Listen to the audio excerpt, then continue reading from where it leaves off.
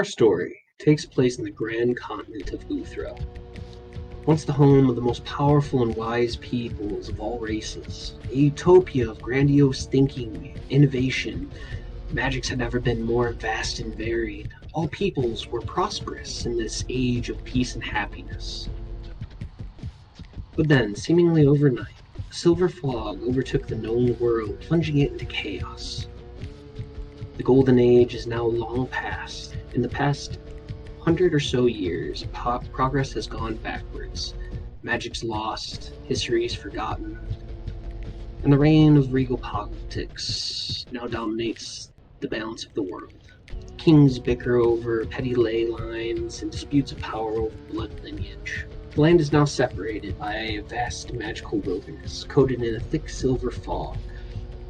Only the most prominent, well taken care of roads still exist, making any towns along these roads hubs of humanity. Outside the walled bastions, the fog carries its own dangers, able to move environments and its denizens, making navigation difficult, if not impossible in some places. Luckily, there are places within the fog itself that are anchored into place by what means no one knows yet. One of these locations is the bustling city of Yetta O'Dare, where we find our band of heroes. Branch, a Feywild centaur, the lower half of a large deer, using his bow and spear to exact revenge on the warkin who killed his family. Calliope Moonsong, a lush Kalashtar bard, the center of all attention and a friend to all. Aaron, a half-elf divination wizard, having a doctorate in archaeology and a knack for map-making, now possessing a ring of great power. Tirius Redfist, a satyr whispers bard, as keen with a rapier as he is a lute. Beaufort Steelgut, a paladin haunted by his past and seeking a brighter future. Sky, a mysterious fogborn from a bygone age, seeking knowledge as to who and what she is. This group of adventurers now sets out to find lost friends, becoming more powerful, making connections, and ultimately to right the wrongs that the Obsidian Sigil has created. This is the story of the Silver Fog. So last session, you all raided the office of Thistle Barrel Digger, finding several scrolls, odd items, and eventually stumbling into his treasury room, where you guys found several sacks of gold in a chest and another journal, finding not one but two in this particular location, affiliated with Althira Vess of the Obsidian Sigil. You guys also found one of her earliest and failed creations sitting in a large cylindrical tank. Reading the journal, some of you had mixed feelings about it. And after Aaron finished reading, Tyranny used one of her spells to essentially end the suffering of this mentally lapsed failed experiment. And that's where we find ourselves currently, sitting down in this cold treasury room, lit by bright fluorescent white lights cast by these crystalline sconces, surrounded by stone. What do you all do? Did Tyranny have to get up from her position to do that, or did she do that where she's sitting? No, she just raised a finger and a little beam just shot out from it and punctured this creature in its heart, essentially, if I remember correctly. And this is entirely too chipper of music. I just have to know. Gremlin, no. I was like, oh, it is party time. Do. Oh man. Oh my god. I'm assuming We the way can be happy for 3 seconds. It's been a lot of death and destruction. Death, destruction, domination. So much death and destruction. The heck? Yeah, if you read the book, of course, yeah, there's been a lot more than we know. Oh yeah. I mean, for sure. We don't got to worry about that. We got to worry about all the death and destruction we're trying to prevent now. I mean, and because her plan is only halfway through. We've only found two of the books, 2 or 3. 3. We found Journals, 3, and the plan is halfway through. Guys, there's so much more. There's so much worse that we don't know of that she's in the process of doing now. Yeah.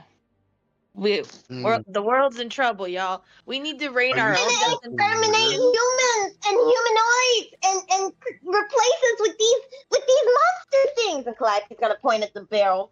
Yeah, Well, I was gonna as say, you point at the she's not barrel, you trying to- see Bofer has hoisted the creature out of the barrel on the ground, full blown Da Vinci's man, arms pinned, skin flayed, muscles flayed, like is going through Yeah. it. I'm going through it, and it is a journey. We're all- Let me tell you. Going through it. This bitch. As I'm going through it, Oh. I'll look back and I'll go, anyone want to help? I think I'll help. I'll help. Cool. I'll give you some scissors and like some little like nails, like pins, to start like flaying and opening everything up. Oh my god. Calliope is going to grimace and start nailing skin to the side. Just like, we gotta go.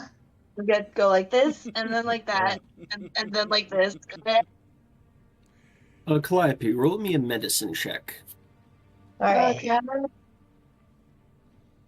You guys mentioned pre-gaming and caffeine. I am putting liquor in my coffee while we're doing all this. It's a 14. Irish. Something tells me I'm going to need it Coffee. later. 14. All right, not bad. All right. 14.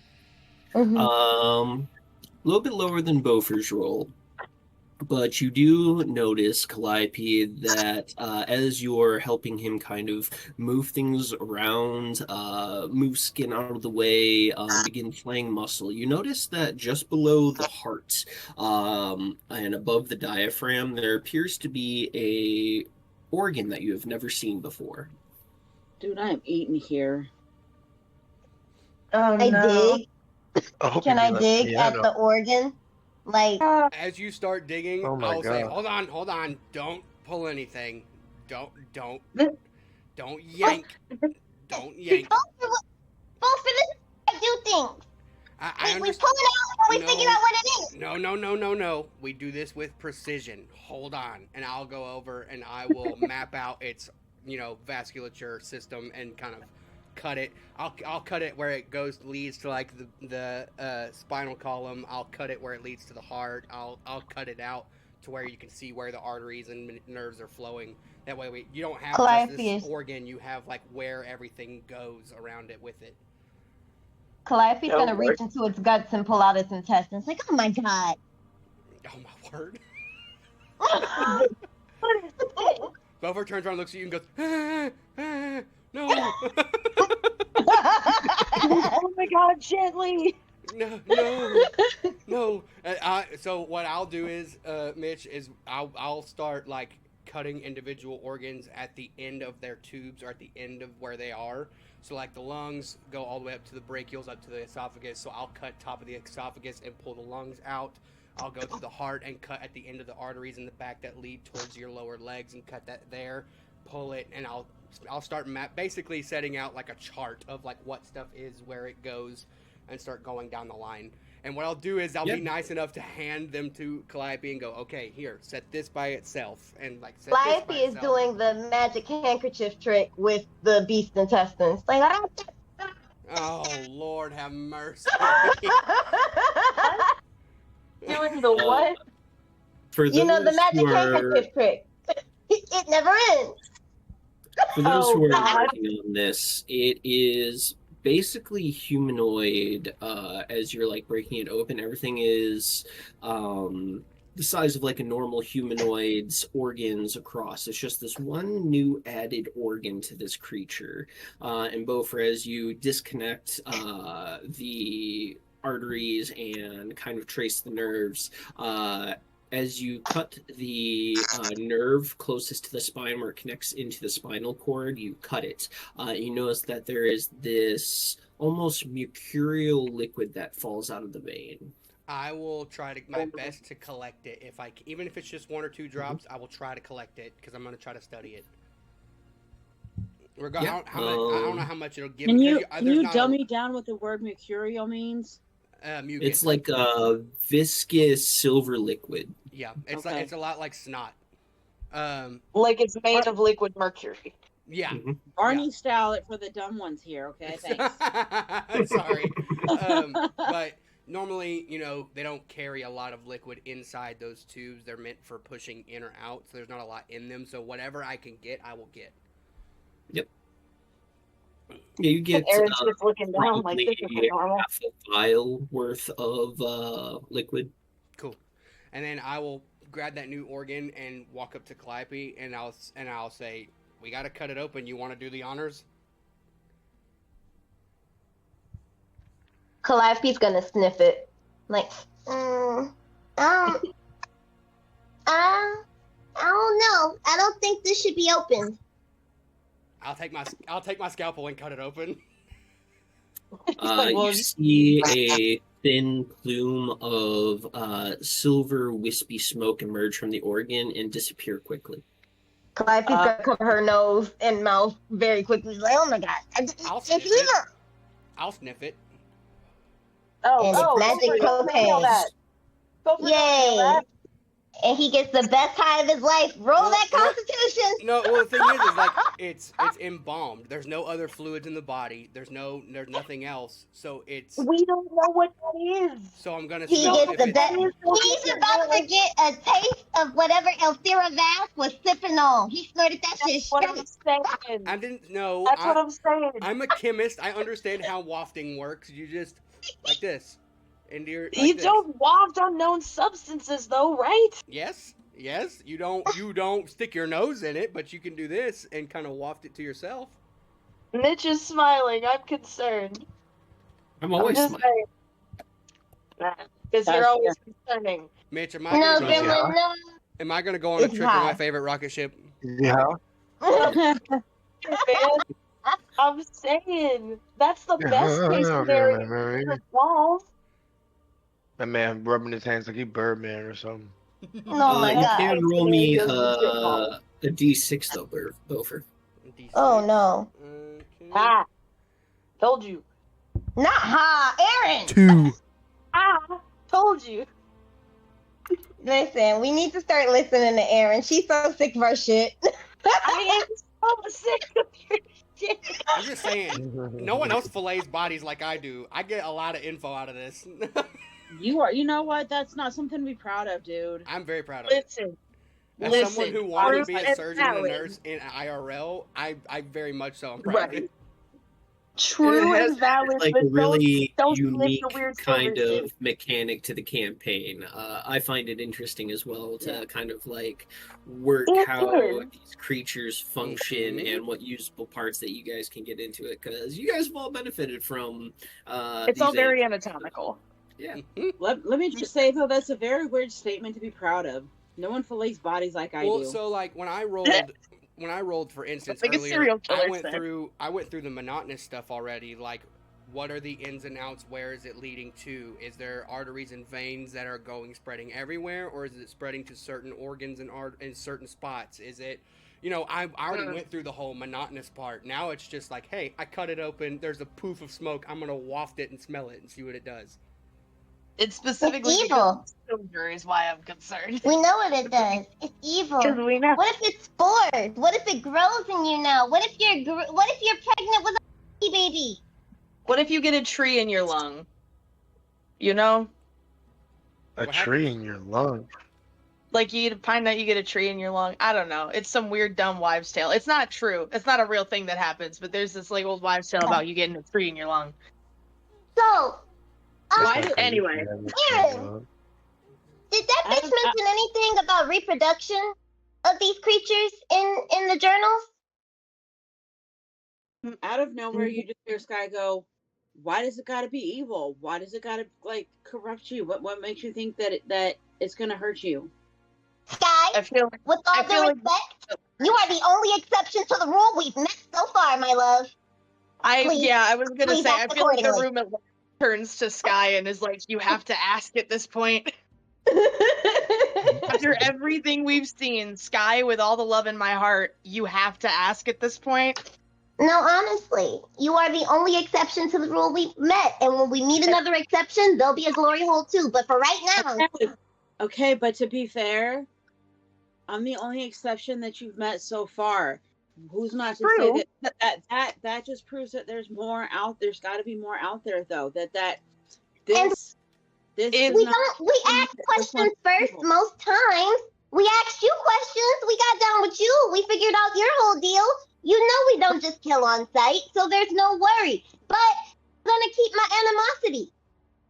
right. I have that right. Wait, Aaron's holding up the journal. Like, do you want to read through all of this again? No, Because I you're, Like you're welcome Aaron's to shadow friend is an reread. example of somebody who heard you read through we it, didn't kill, but that we definitely started off. and that's my problem. What's your Like, problem? This was the information in there. Right, Well, because it's do you terrifying. feel like it's biased? Because it's by the person who made it. It's by the No, person who did No, it. I don't have. You know, she still got her blanket around her, and she's like shaking, like her whole body is shivering. I don't have a problem with any of you guys, and what's in there is completely terrifying and grotesque. And I honestly wish you hadn't read it. That's the problem. So do I, you know, and We and needed to know. I- We needed to know.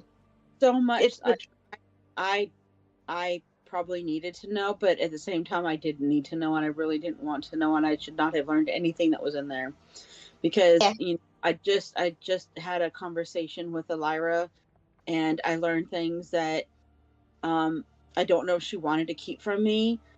You what? I don't want to know. Guy, Okay. what did she say? Well,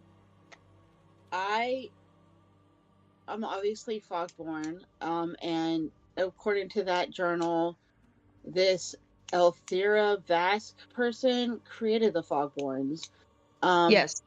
But I was under the impression the entire time I've been alive these 2 years that Elira created me. Turns out that's not true. Oh, great. Sarah created you. She well, sort of. Elira saved me from Elthira. How? Elthira didn't create me either, though. Elthira found me. From what Elira said, Elthira found me suspended in what she said is old magic. So I was created by my mother and father, just like you guys were, but Yeah, that's why you smell like flesh. like, right. So like frozen in time for whatever which is, you know, screwing with my head in a completely different way. You know, why I would have died and been preserved. But according to Elira, Elira saved me from Elthira, and these names are just fucking with my head even worse. But Elthira found me suspended in old magic. She used me because I wasn't her first successful creation. I was the one who was able to handle her experiments. And she used me to further her ideas. Oh, So you're the perfect one. Great. So, No, not great. Elira, Why not? We can use her as bait. That's exactly why it's not great. If Elthira Vask is still out there, she could be after Sky. And clearly we've seen something wants her. That's probably what we're working with here. But she has a giant target on her back. We use her as bait. We kill the bitch all as well, no? We don't use our friends as bait, Calliope. She says why? I bait myself all the time. I mean, that's true. She is kind of a chaotic in that way. But there's an alchemist involved, and I don't know if she saved me from the corruption of the alchemist, but I don't know if Elthira is the alchemist or she has an alchemist working for her. Elthira is the alchemist. Okay. Elthira is, but yeah, she's the alchemist here. I mean, that's what kind of assumed, but again, I assumed that Elira, you know, created me and I had nothing to do with Elthira, so I'm just questioning everything. Oh, poor baby. You're having a Frankly, crisis. We should It's be okay. questioning everything right now. I mean, not There's still everything. But There's still so much we don't know. but apparently, But there is a lot we do know. I assumed I was made into a fogborn by Elira, and Elira gave me consciousness. But I do know she gave me consciousness to made me conscious to kind of go out in the world and do what I will. So she saved me from Elthira, but Elthira turned me into a fogborn from whatever I was before to further her ideas and to further her experiments and to further creating whatever chaos she's created into the world in the time that she's been doing her weird deeds. But Which my whole thought was Elira created me for whatever Elira created me for 2 years ago and sent me out of the world to do whatever she wanted me to do. it could just be, none of that. yeah. It could be that she spared you from Althira's control. Like, I mean- Althira did whatever experiments she did on you, but clearly she had to ask you if you would help her in that chamber back upstairs. Oh, apparently I was unconscious the whole time from my understanding because Elira gave me consciousness. Althira found me suspended in what Elira said was old magic. So I was suspended and frozen in time, I guess. And We already know that none of Elthira's experiments can think. right, so she found me Elira's exact words were, Elthira found me suspended in old magic and used me to experiment on, because I asked her if I was her first successful experiment, and Elira said no, I was the one who was able to handle her experiments. So she used me to further her philosophies and ideas. And her research, probably. And then Elira said she gave me consciousness again. So I was unconscious the whole time Elthira was doing whatever creepy crap she was doing on me. Whatever she was doing, you wouldn't have been in control, basically. Right. Because Whatever she had you doing. So Elira woke you up so that you Right. could make your own choices. Right. Elthira made me fogborn. So whatever I was before, I have no idea. But Elthira made me what I am. But I was unconscious the entire time, like not knowing what was going on at that time. Because my first memory was Elira waking me in the temple as what I am. Which is why I thought Elira created me. Which is to say, Elthira didn't make you what you are, Sky. You make you what you are at the end of the day. Oh, true. Okay, but my meaning behind that was Elthira made me the fogborn being that I am. Right. Because I have no memory. So maybe whatever she did to me is what caused my memory loss of my previous life. Or Elira was trying to spare you what she did to you and took them from you. I didn't get a chance to ask her all that. My main focus was, did you create me or did you save me, and why, and what was going on? I didn't get that long of a conversation with her, but I got the most important questions. The thing that I'm focusing on here is if Elthira furthered her research with you before, if you were the one that was like the key to making her experiments work, if she gets her hands on you, that could be a huge problem. Because if her stuff isn't working right now, she could make it work with you. And we can't let that happen. Maybe her stuff stopped working when Elira saved me from her, and that's why she's kind of gone the crazy bitch that she's gone. I don't know how long she's been like that, but I mean, you're right. Apparently the whole time. Yeah, that's true. Yeah. But also, what are we doing about it right now? What's the plan? Are we still going east? Are we going to kill Elthira? What are we doing, guys? Because at first it was the Pendrakes, but the Pendrakes are Elthira now, or at least they're in league with one another. So are we going to war with this one person and anticipating a war with her backers? Or are we just, starting a revolution? To be honest, I'm kind of scared to get anywhere near Elthira. If the person in that containment unit was able to get to me through just the fog and what she did after we killed Thistle. God damn, whatever that dude's name was. Thistle. Thank you. Yeah, him. if she can do that through a containment unit, I'm kind of scared to get any closer to her, like in person. Especially if Glasses. it's after Bopher will me. call out in the middle of. I'm gonna roll another check here in a minute, but in the middle of like filleting the face to get to the brain, Bopher will yell out. I say you do that, and I throw up. But, Oh, God. by the way, Roll no tide. gloves. Bopher is Why getting no in gloves? there. Because Anyway, the viscera is so soothing. No, It's It so is. it's under your nails. Gross. Bopher- Let me Yummy, point yummy. out, I rolled a Constitution save, and I rolled a nat 1. you throw Oh up. god, yeah, Wait. no, she throws up. Projectile vomiting. Yeah, Oh. right. Fucking way. Bopher's If like, I was relax. I'm having a mental breakdown, and I see that I'm just throwing up everywhere. Bopher's like, relax. The It's not that same. deep. Actually, it kind of is. There's about 2 or 3 inches of skull. Yeah, it's pretty deep. Okay, but at the same time, It's I'm one of disgusting. my own, so I'm gonna try I my expect best him to to make the sound it would make. It be like sawing through it. but At least you're not huffing that silver shit. True. but well, to me, Again, so Bopher you're yells kind out. of cutting into me, so No, I'm not. Bopher yells and I'm goes. looking two at my things. own insides. Bopher goes 2 things. One, the mist. All it did was make my nose feel like it's falling asleep. Kind of sneezed a few times. I don't know if you heard it. But it just made my nose feel like it was falling asleep. Like if you lay on your arm or something too long.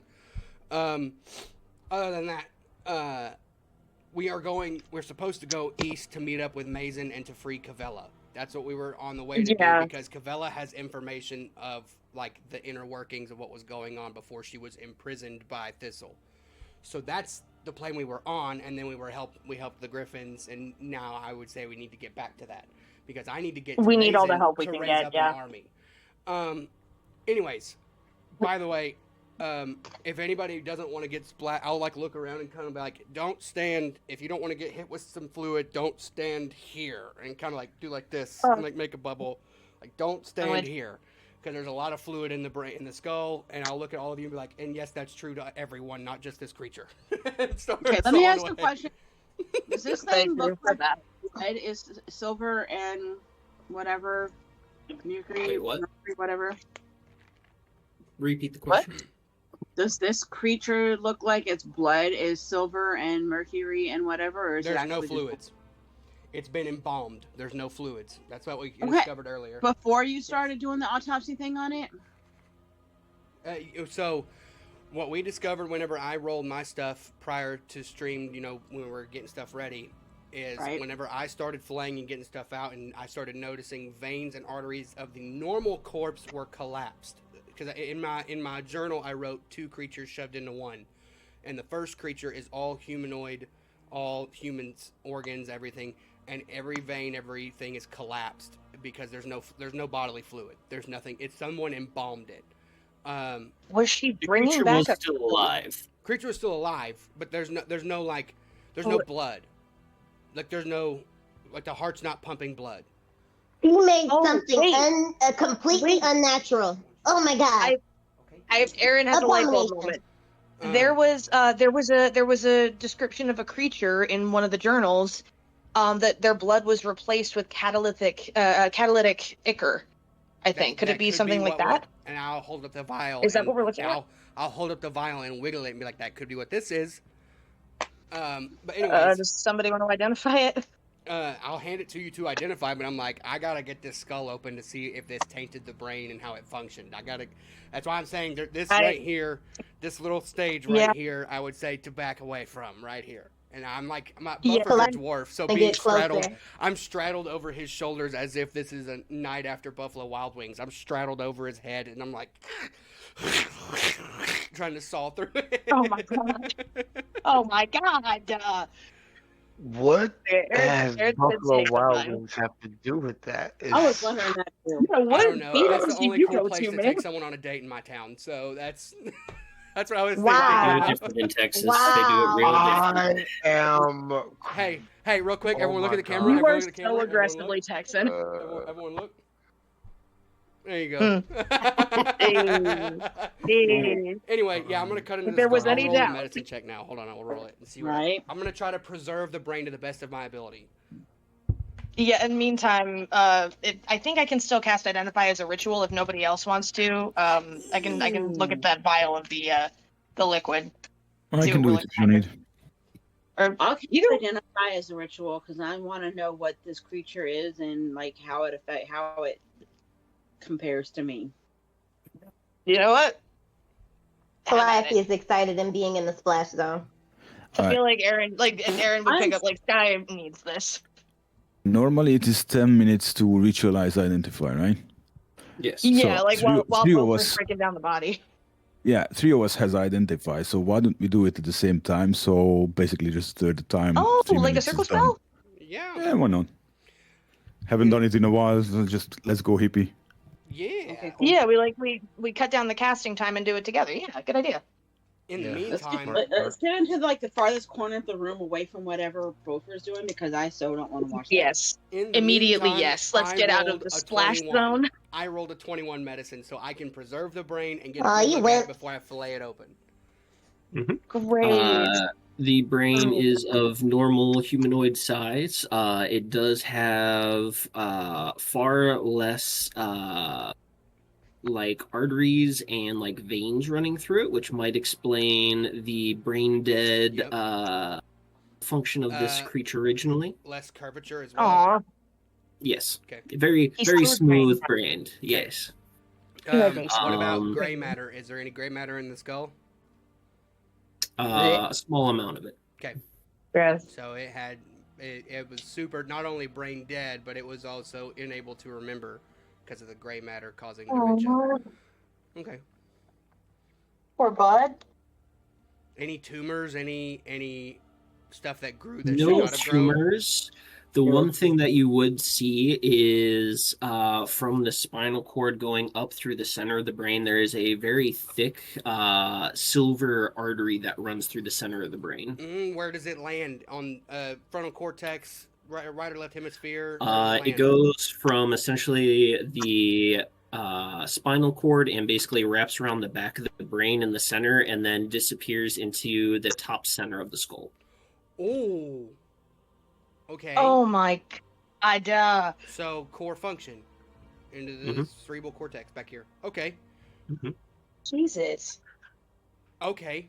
So it mainly functions not with the heart of human, but the heart of new. Okay. That's great to know. All right. So I guess if we fight one of these things, aim for back of head or front upper diaphragm, lower heart. I don't think he can fight. I mean, this one obviously can. Your last name. No, I don't think the way she described them in the journal, I don't think it was very functional. I don't think this is, yeah. I hope that the rest of them are designed similarly. That's something that we should aim for if we fight another Fogborn, but I don't think this is a particular one we would have to fight. No, it's not. This model got given up on. I'll point out that in the journal it talked about the one that was unable to move and incoherent. I'll be like, there was one that they failed on that could not talk, could not look, could not breathe, could not think. It was completely just inert. And I'll point at it and say that I think that's this one. However, when someone does something good enough, and I'll start pointing out like where veins lead, where arteries lead, how things function. I'll be like, when certain things are done as masterfully as this, it tends to get repeated. Oh, don't say masterfully. Don't give her credit. Bofer is not trying to give credit. Bofer is trying to help. I know. Help everyone understand. You don't just do this by accident. This is tediously done. And I'll point. And since Calliope stayed in the splash zone, I'll be like, so see how this wraps around that cortex right here in the back of the brain for the main function of the body. You wouldn't know. A normal person wouldn't know to lead a driving organ to that. A normal person wouldn't know that. This person understands how everything works. So I'm just saying, if something is as masterfully done as this, it tends to get repeated. So I would argue, based on assumption, not saying that it's true or not, but just assumption, if we run into another combative Fogborn who does not like us and wants to kill us, I would say aim for lower heart, upper diaphragm, or back of head right up here. And Bofer will kind of move his hair around instead of back, right here at the back, right here, that knot at the back of your head. Right there. Oh, you guys haven't seen Attack on Titan, have you? No. Right. Great show. Out of character, Highly no, recommend I it. have not. Out of character, absolutely. Definitely do a binge watch. It is super solid. Super That solid. is the one anime Until I the keep last season. watches. Tyrius, 10 minutes goes by and your identify goes off as you are able to identify this liquid as sliver mercury. It is a alchemically made blood substitute. Aha. Evil bitch. Uh-huh. Wait, I thought if we were doing it in like a Uh-huh. circle spell, it would have been like 5 minutes. Yeah, we did it. We did it. Yeah. With the power of friendship combined. Amen. Yes. Friendship is Do you announce to the class what you figured out? We don't have to. Oh, you already knew it, didn't you?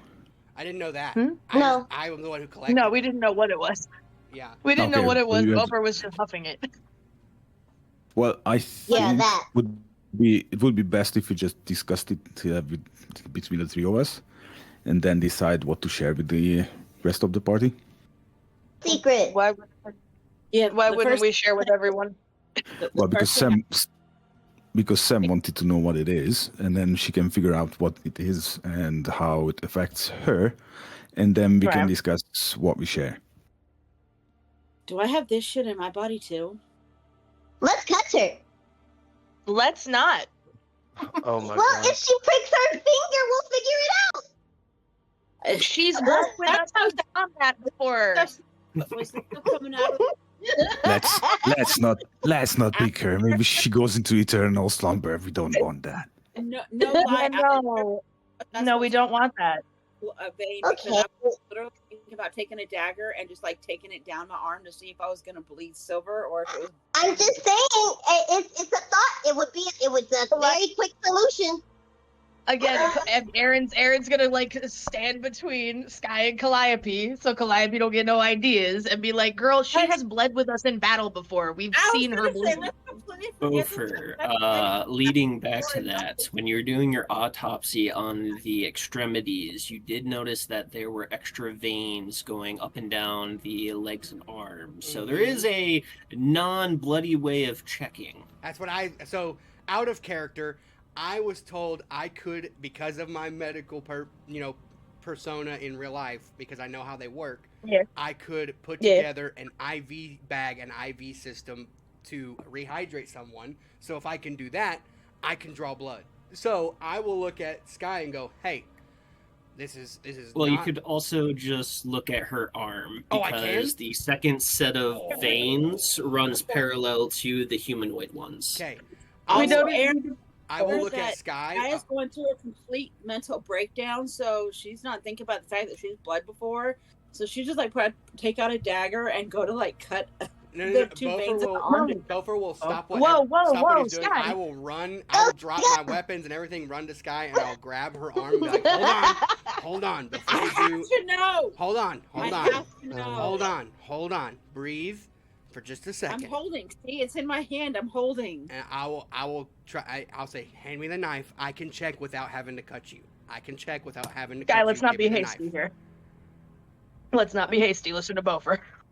Okay. I can check. Why every without- time Like, she's a mover and a shaker. She's a mover and a shaker. Y'all taking too long. Hurry the fuck up. She's having a crisis, Calliope. Her I'll whole say, body is seriously. We're all in a state of crisis. Nothing is real for any of us. and The I'll, rest say, of us I'll say, are Sky, stupid. I'll say, Sky, cast that How are you spell gonna on know? yourself. Cast that one spell on yourself. Cast it now. What one spell? I know some. the emotion one. Your favorite. Your favorite one. Oh, Your Calm favorite spell. one. Emotions. Yeah. I'll Oh, even you're fail gonna the have save. her high. You're gonna make herself high. I'll fail the save Just with on you. yourself. I'll fail the save. I'll fail the I save with won't. you if it's AOE. Okay. Where the fuck Aaron is- stands back. Aaron stands back. Can you choose to fail your saving throw? Yeah. Yes. Okay.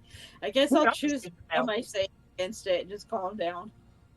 So she's As emotion leaves your mind, and you are left with that logical mindset where you don't have that intrusive, over-emotional stimuli kind of influencing your brain. Bofer, as you go over and like begin tracing the veins of her arm and wrist down, you do see that she has a secondary set of primary veins going through her arm. One is a dark blue color, and the other one, as you kind of like single it out and kind of push on it, you notice it does have a faint silver tint to it. Now, next Oh, question. Next question. Oh God. When you so indeed. in real life, whenever you have a very hydrated and good vein, like for instance in your elbows, if you press on it and then let go, it bounces back to the surface. It's called the bounce back. And so I'll press on her vein that's normal. It does, and it more than likely bounces back. Does the second one bounce back? Yes. Okay, so it's I'm working. reaching over to grab Aaron's hand and squeeze it as tightly as I can. I look at you and I go, everything's We gonna.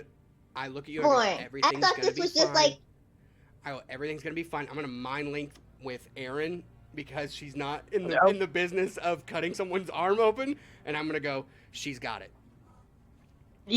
Why would you curse me with that knowledge? Oh my Why only me? God. And Why only me? and I'm gonna go, Oh Sky. my God. it's not like we're confirming anything. I don't understand. I'm gonna go, Sky. I want you to hear me, but I don't want you to hear me in a way that makes you freak out. So I'm going to say this as nicely and as easy as I can. So you're gonna make Aaron do it. Listen. I'm going to do this as easy as I can. You are your own person. You are not that. God. Okay? But I do need you to know that you do have the vein. But that does not make you him or it or whatever it is. It does not make you that. You are still Sky. You are still you. You are not that. Make that very clear. You have this extravascular system, which is fine. It's not a big deal. But I just want you to also know this does not make you that.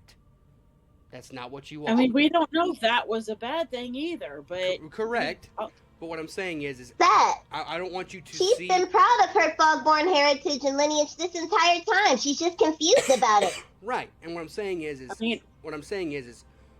you, Sky, are different and special in a way that makes you separate from that.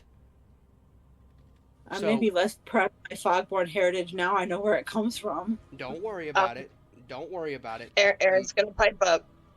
Aaron's gonna pipe up in this moment. We can't choose where we come from. We can only choose where we go in our own lives from there. We cannot choose who created us, good or bad. Elthira Vask has no bearing on who you are and who you choose to be. Elthira's creator. She has a daddy. Elthira, if you wanna, you can be mad at her because she, if anything, she changed you. Exactly. You weren't them at all. You were one of us. And not even if there is any, there's no significant difference between a us and a them and a you. We're all here, and you're nice.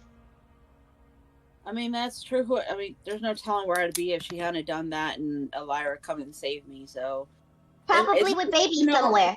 The one good thing is that she gave me some control over the fog. Exactly, and I'll you've look used at it you. to I'll manage look at you, like Sky. yourself and us. I'll look at you, Sky, and I'll go, hey, Matt, I'm going to ask you this, and if you say no, that's totally fine. If you say yes, that's totally fine. But I'm going to ask you this, and it's totally up to you. Would you allow me to draw some out of that secondary set of vasculature that you got and test it up against what we have from this guy over here? If you say no, that's fine. But if you're okay with it, I would like to test it up against, and I'll actually, I know Tyrius has the vial. I'll say I want to test it up against that. Okay, so explain something to me, Bofer, because, I know you and I trust you and I love you with all my heart. But how does that make you different than, the people than Elthira that runs tests and experiments and stuff like that? Because I'm not going to... Bofer's not evil. I'm not going to kill you if I don't like the result. I mean, she didn't kill her creations either. But actually, in one of He's the not entries, going to in leave one of you the in a entries, tube and leave in you one to- of the entries, she said it's self terminated, which could mean she helped it or not. We don't know. It was so No, painful that it's self with terminated. the Oh, that's yeah, a good that point. it just killed itself. It was unhappy with its existence and decided to die. I don't know which one that was. Was there no pain or no hunger for that one? That one was the all pain. The fact that in the book they say it No, was yeah, self. that was a thing that wanted to die. That was like, existence is pain. I'm killing myself. Sky's gonna arm out and tell Bofer, take what you need, but in the same time, can you tell if there's like she put something in me to where she can push a button and terminate me, or I can like self-destruct if there's something that she didn't. That's what I'm testing for. I'm gonna put it up against that and see what's different from that and what Tyrius has, and put it up against yours. What's different? Because obviously something changed, but I can't tell what it is at this moment without allowing you allowing me to. Oh yeah, I'm putting my arm out in front of Bofer and telling him that, and then my eyes get really big and I go, what if I have a self-destruct button like her other creations though? I don't think you. We will handle every new thing one step at a time, Sky. Right. I'm gonna ask Aaron. She's smart enough to install a whole button. I'm gonna ask. There Aaron might be a safe word one though. of her arrows. Do you have an arrow on you for your bow? Me? No, Aaron. I Oh. figure you have a bow, right? Do you have one of your arrows? But I have a crossbow. I have like regular crossbow bolts, and I've got those like weird ones. Just a regular. Yeah. I'm gonna tell you right now, out of character, as soon as you put something in me and I see silver blood come out of me, Sky's passing out. Don't look. Okay. Look at the wall. Look at Tyrius. Look at me. Calliope Branch. Look anywhere but there. Take the arrow. I'm gonna take the strictly arrowhead out of like not wanting to believe it and then seeing it and being like, oh fuck. I'm going to use Don't my look at sword's tongue and my little hammer and calloused fingers to roll and hammer a small needle, probably about 22 gauge.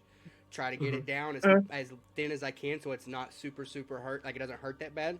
I will let it cool off, right, and then I will take a vial and put it up against the end of the needle at an angle so that way it drips down into it, and I will say, Aaron, would you please sit behind Sky and hold her up? Yeah. Are you kidding? She was ready to take a dagger and just put a slice down her arm, and you're trying to like do a very tiny needle. Give me a medicine check. Medicine check. Okay. Again, can one of us give him the help action? Hammer the nail into her arm. You can if you You wish. know, guys, nothing is gonna go wrong. The last time I've seen this kind of, how should I say that, medical help and experimentation, the doctor thought he's doing the right thing. Ended up electrocuting the patient. And, I'm just passing put out it this way. right there. I wouldn't do it, but I'm gonna sit over there. I'm going to eat this apple and enjoy the show. So, Sky, it's up to you.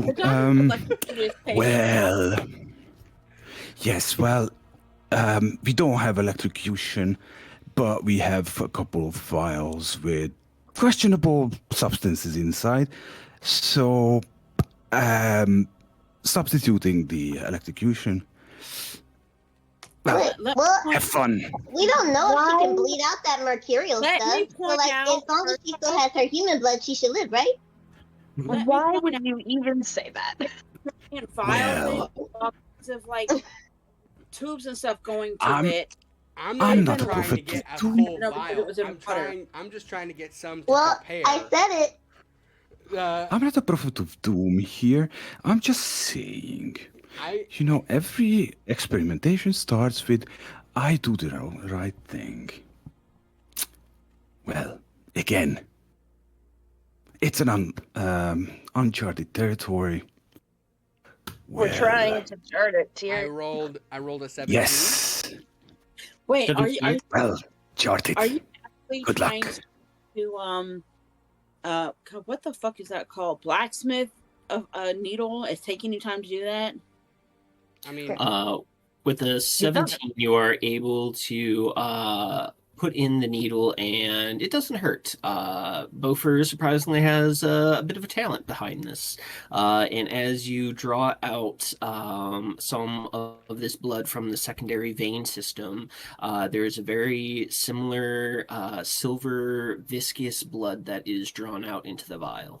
Cool, and I will lay on Gotta hands. look up. I will lay on hands one Eyes point to down. stop, like to close the hole and stop it. After I get about She half a said what? vial, the same as the first Mhm. bit. But I'll drop a lay on hands, just one point on it to close the hole, get it to quit bleeding. I don't want any more than I needed, and like that. And then I will take that needle itself, forge tongue it again back into it, and flatten it out real good like a pancake. Do like this and put it back on there and be like, here you go, Aaron. Oh, I didn't. And I didn't want that back. You can have that. Oh, okay. You can then keep put it in my that. That's pocket. yours. after that prophecy, Tyrion just gave you, and he's going to sit down in the corner and starts humming, just like soothingly, so trying to kind of neutralize the situation. I'm going to bring that vial to you, Tyria, since you already have examined that one and been like, I want to examine this one as well if you can, and to see if you come up with anything different. Okay, I guess. Can I get advantage for humming? I'll allow you to add a Bardic Inspiration die to your roll. I'll cast guidance Nice. as well.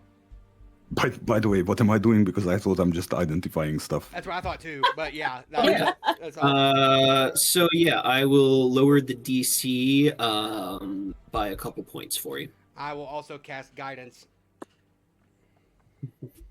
What am I doing? So you're identifying what just came out of sky and comparing it to what you already identified. So in all honesty, with the identify spell, it wouldn't really matter any bonuses. But we'll come back to that in a moment. Are you just casting identify, or are you ritual casting? I was thinking about ritual casting because I don't know. Yeah, save the I mean, spell up to you slot. guys. I can. Yeah, exactly. I can cast it if you want, but I'm It's up kind to of you. I running was- out of spells. You three were the ones who So- did it a minute ago. Huh? And now Wait, Sky I and thought Aaron are we all holding each rested other. when Tyranny got here. Yeah, we did. We got it. We for long did. Rest. Did you? Well, Yeah. hold on, then I have Yeah, to give long rest yourself a myself. long rest, buddy. Oh yeah, because Because I I know wasn't you got here fucked last up in week. that fight. Yeah. As you are casting the ritual identify spell, Tyrius, Tyranny walks up and goes, "So, we are venturing east after we leave this little fortress place, yes?" That was my original Yes. plan. Yes. We have someone to serve. I do have a bit of a concern say- I would like to bring to your attentions. Oh no, what now? While Morgan and I were to the south doing research on the Wyvern nests, there was sense and rumors on the wind that there were dragon slayers about. If I am to continue traveling with you all, there may be incidents if I am caught with you all. Incidents of the slaying the slayers variety? Yes, some would call Then them before it's done. dragon scrappers. On a scale of 1 to 10, how tough are they compared to an army of Pendrakes and Underdark guys? Equivalent. Oh, great. Okay. Well, then we can take them. Sounds like a good fight if I'm How weighing in here. How often do you I mean, expect these if anybody encounters? comes after my baby mama, they gotta talk to me anyway. So Exactly. They were prevalent in the south, but since I have made notice of myself, let's say, I imagine there will be quite a few guilds of them trying to get their hands on a rare specimen such as myself. Have any suggestions on tactics? Right. Well, I had a couple of ideas. I could travel with you all, and you all be well aware of the situations, or I could depart from the party, meet up with my dear sweet Morgan, and meet you in the Far East deserts. I'm like, Mm, now question: if you stay with us, Morgan, deserts. you broke You up. what? What'd you say? Cut out a lot. Say that again. If you stay with us, would Morgan know to meet us in the deserts? Is Oh there a way yeah, to she's contact already her making otherwise? her way. It's just, despite her, what's the word I'm looking for? Her reputation. I do not care to leave young Morgan by her lonesome. That might be wise to go with her then. Yeah. Yeah, I Because what if agree. they start Definitely. hunting her? The last thing we need is one of you dropping off the map again. That is Losing for you all sure. Be once able was to bad handle enough. ourselves, and we would be able to travel a little bit more freely than with, no offense, you all. Hey, none And taken. protect How much each other. dwarf? You. What does that have to Calliope's do with gonna pout anything? a little bit. But you just got here. No, go save Morgan, but you just got here. Oh, you can call me anytime you wish, Calliope. She And kind of call like her goes over to first. you and kisses you on the forehead. Gotta remember to call her Calliope. first. Yeah, no. Yes, valid point. You're welcome. Yeah, Sorry. thanks, Aaron. Sorry. Aaron's just gonna wink at Calliope. Bofer is remembering now that it was his You know fault. what? She Wait called till I tell Morgan your first and husband. not Tyranny. Bofer's like, Tell sorry. him what?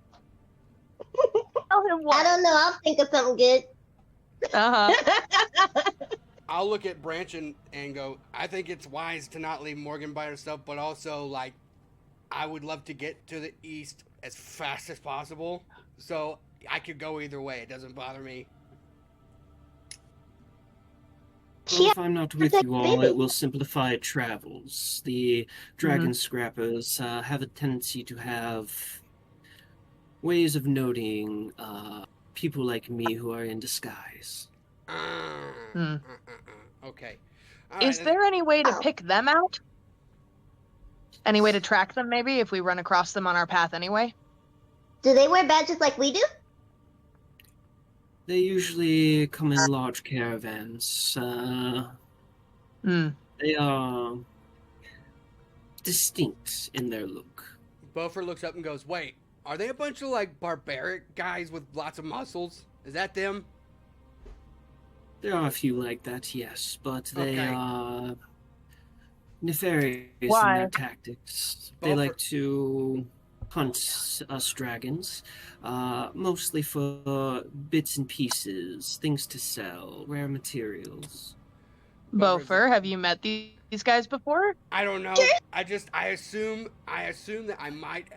I assume that I've run into a couple of them, being that I've been on the run for the last 7 years. But I haven't like interfaced with them. But I've seen. I imagine I've probably seen. I've seen one guy who, I'm not even kidding, had muscles on his muscles. I don't know what he did, but I assume that guy's built for killing dragons. No offense, but that's what I assume he's for.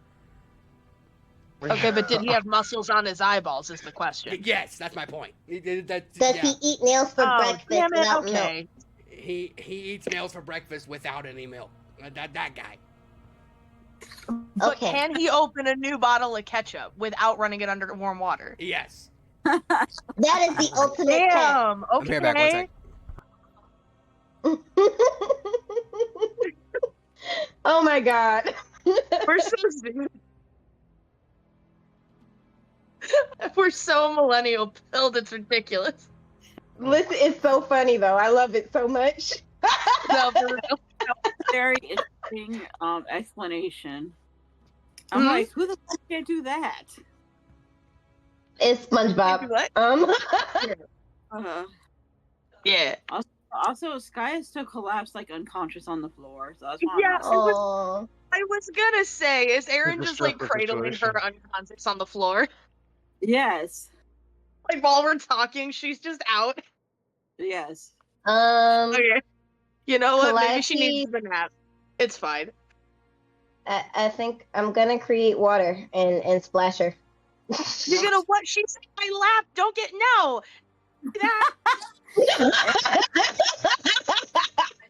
That get wet, not in the fun way. And Guys, so the put your lap on the unhingedness floor. begins. Guy's head is on your lap and like on the floor, and then she like splashes you with like her Sky's face with water. Your crotch is wet suddenly. God damn it. You should have listened when I told you. I thought I was helping. We needed her up, right? I helped. We could have let her rest. I'm wet. I'm just, why? Calliope's I'm gonna going press to miss this prestidigitate. match. First time I've Oh ever yeah, made we're in this group out of character. you what? But out of character, that's the first time I've made anybody wet in this group. Oh Jesus my God. Christ! Shut up. Do I have to say it, or you know what I want to say? No, do Say it, do it. Say it. We missed you. We missed That's you. what she said. Hey. Yeah. Hey. Christ. You guys. Anyway.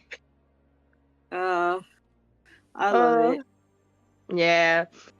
So, I mean, I was gonna say the reason Aaron was asking is like, about the dragon scrappers was like on the road east. Even if Tyranny isn't with us, if we run across any guys talking about, yeah, no, we like sliced up a dragon for parts, we kill them. No. I mean, is that Like not on- a gift?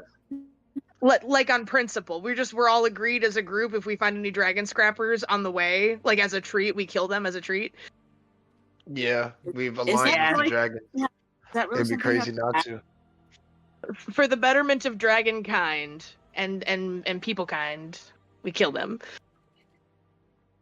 It's a good thing. We're heroes. I'm not the smartest cookie, that was such a stupid thing I was about to say. I'm not the cookie in the why? box, but even I know that. Hey, you're perfectly smart. There's It starts You're coming out of my perfectly mouth. I'm not the smartest cookie. Wait, You're what like the fuck? You're like a ginger snap, you know? Yeah. Fuck, man.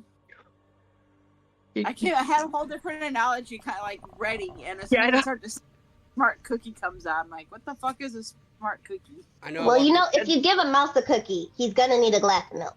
Correct. It's a metaphor. I just got back. Did I miss Tyrion's identify spell going off? Oh no, the identify spell goes off and it pings as perfected sliver mercury. So it's the same Perfected. thing? Oh, perfected. Oh no. Oh, Wait, we right. don't. Well, I hasn't said identified, it yet. of course it is perfected. Okay, so which of us has X-ray vision? None of us. Nobody. No. X-ray Just vision. Just What curious, I'm saying. Well, if you guys want to do stuff without cutting her open, because she is our friend and all, and we shouldn't cut friends open, and we don't have Revivify, so it would be a really bad idea. It would. Wait, are you saying out loud in character about cutting me open? Yeah. For sure she is. I'm slowly taking steps away from Calliope. Yes. And again, Aaron is hiding Sky behind her. I said she was our friend and we shouldn't cut her open, which is why I was looking for the peaceful idea, guys. Stay with me here. I was just saying if one of us could see through her, then we would be able to test Volfer's theory about the whole perfect, lineup thing. If we see where the perfect specimens, little organs and stuff line up, then we know exactly where to hit the other one. Because she's the perfect one. Tyranny steps up and goes, I cannot see through bodies, but I do have thermal vision. I can see if there's anything unusual about her internal makeup. That is helpful. That's very helpful. Or naked in my entire life. It's fine, Sky. She's not gonna hurt you, I promise. Tyranny's cool. You see Tyranny's eyes kind of flick over as a secondary lens goes horizontally across both of her eyes, creating kind of like a faint red glow as she goes, You do appear to have intense heat just below your heart. I'm literally than that, putting my you look hand fine. over my body in an X shape. You Like, try- wait. Wait! She has In her what? chest, just below her heart. Keep up. I heard it. Like what is it? That organ that Bofer found in the other one. The extra organ. The extra organ that nobody you else mean has. the brain? No, fuck you. The organ is Nah, officially thanks, I'm called the good. Fall Cart. Nah, I'm good. Not in front of her girlfriend. I'm dead. Oh, That's what I was wondering. The organ is officially known as the Fog Heart. Oh, that's Oh. messed up. So I'm putting my hand to my chest to see if I feel 2 heartbeats. You only feel 1 heartbeat, but as you kind of put your hand to your chest, you do feel that familiar kind of that feeling like when you're trying to excrete the fog from your body, you get that sensation. Oh, okay. Oh, that's weird. It makes me feel warm and cool. fuzzy. Huh. Mhm. Warm Well. and fuzzy inside. Then I look over at Calliope. My eyes are like bugging out of my head, and I look, half terrified. Yeah. Like, okay, what are you gonna do with this information now? Well, we're going to avoid cutting them in the neck and aim for the chest So if they attack us. So I have a question. I think Sky was asking more about herself in this moment. Oh, I'm gonna Yeah. I'm gonna look at Tyrius, and with that's all I wanted it for. with Tyrius holding the 2 vials, I'm gonna look at Tyrius and go, "Hey, do you want to do a little experiment?" No. No, not with you, not with you. Not with her. You're Not fine. with you. No, you're fine. You're totally fine. But this is something else. I think Tyrius is the only one who can help me with it. Tyrius, you want to help me with an idea that I have? Beaufort, I'm not gonna- I am curious. I'm not What is gonna your like idea? it. I really am not gonna like it, but yeah, why not? Okay, follow me. What is your idea?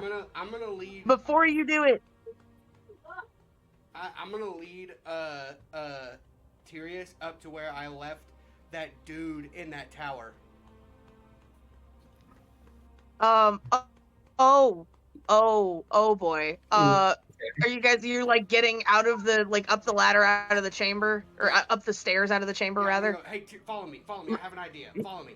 And I'm gonna lead Tyrius. Okay, let's point out that all we know is that Beaufort's going follow me. Yeah, no, I'd follow. If he takes off running where I'm going after him, I don't know about the rest of y'all. I'm going after him. Because what are you about to do? No, Yeah. I only wanted Tyrius' help because I didn't want to freak What are you about to anybody do? out. I don't want to freak anybody out, and I know that Tyrius can handle freaky Beaufort, stuff. Beaufort, you're already freaking us out by not sharing. What are you about to do? I'm about to do some medical science. Okay, what medical science? Share with the class. I go, Tyrius, Share are you more. in or out? Tyrius, are you in or out? Let's That's go. not an answer. All right. I'm gonna Tyrius, no. I'm. All right. Hold on. Disclaimer: if it's gross and if I don't like it, I am going to kill you. I warned you. I warned you. We just said we weren't killing because we don't have Revivify. Wait, what? I No killing didn't he mean- threatened. I didn't mean it literally. I just meant He's well, gonna crucify Like, my he'll kick your reputation. ass. close to death. He's gonna crucify I'm gonna my kill reputation. him Kill in you a in way the that. friend way. No. Yeah, I'm gonna kill him in a way that he can still heal himself up. Yeah, you kill him in a friend way. Like you do. Okay, well, as we're walking down the halls back to the tower where I left that one guy, I'm gonna have you follow me, and as Oh my we're God. walking, I'm gonna say, so here's what I'm thinking. There's one that's imperfect and one that's perfect, and it requires a secondary heart. What I want to know is if this stuff touches our bloodstream, will it kill us, or will it become something that can actually harm us in the future, or if it's like what Sky said, if it's a kill switch that we don't have access to. I want to know this information just in case we come into contact with it and we left one person alive to test it on. Okay, so basically what you want me to do is inject you with it and see what happens. Yes. So as you make your way over to the holding chamber where you guys got the griffins out, you guys would see that there is that blinded dwarf who is in a kneeling position. Although now that you see him, his forehead is touching the ground and he is not moving. Okay. Hey, look at that. He You shit guys himself did to leave death. him in a poison chamber and then close the doors. So Yeah, like, you know, Well- speak with Dead is an option. They Well- they can still get his message from him. Yeah. Well, so I look at the guy and I go, "Chin up, old boy. You have some use after all." And I'm gonna look at. I'll get that needle back out or whatever, and I'll redo it, and I'll go, "All right. You're gonna be a test subject for something that is absolutely magnificent, and we don't know what it's gonna do, and we need you to help us and tell us what's happening when it happens. Okay?" there is no response. Do I? Bofer, Okay, I'm pretty Tears- sure he's dead. Is he dead? Tears I'm is going pretty to sure go he's on. dead, bud. You guys left him in a poison tower and then closed the door behind you all. Oh, that's right. And he was Yes. already So is it injured. Is his And Is it flesh? just also, a flow? he's dead. Wait. He may not. His heart may not be beating, but it's his flesh rot. Yes, and also Sky's heart is still beating. So there is a kind of like a But blood what the heck- flow. You know, Right. it's kind of She has the kind of organ that important for. she this- has the organ that is sufficient for that fluid. We don't, and so what I'm trying to figure out is what happens if it comes into contact with our not extra organ bloodstream. Why are we? Oh my! Why are you Implant? even messing around with this shit?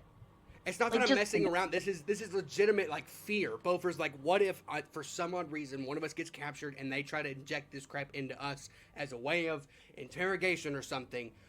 We need to know its effects on us who don't have that extra organ. There's got to But be. a better way. he's I'm gonna. So Like, there has to be Mitch, What Mitch, happens, and then if you has rigor mortis set in? No. Okay, he's not super dead. Give me the vial. I'm gonna take it. I'm gonna take He's it. only mostly dead. The Princess Bride, mostly I'm having dead. Princess Diaries flashback. You wish. Princess, yeah. So I'm gonna take the needle and I'm going to flay out his arm, and I'm going to pump. A few ounces of it into his bloodstream, and then I'm going to perform CPR to pump his heart. All right. Give Over. me another Oh. medicine check. Medicine check. Okay. Dude, we are not there. We cannot stop him. This is strictly. When he took off running, I don't know about the rest of y'all. Aaron ran after them. That is 17 plus 4, 21 plus 1. That was my 22. plan. He said it was something gross. You are able to inject the blood and pump a little bit of his circulatory system, and as you see the silver blood make contact with his normal human, well, dwarven blood I should say, you notice that the limb itself begins to turn a dark blue color as the silver blood runs up his arm. Okay, so his arm is literally decaying.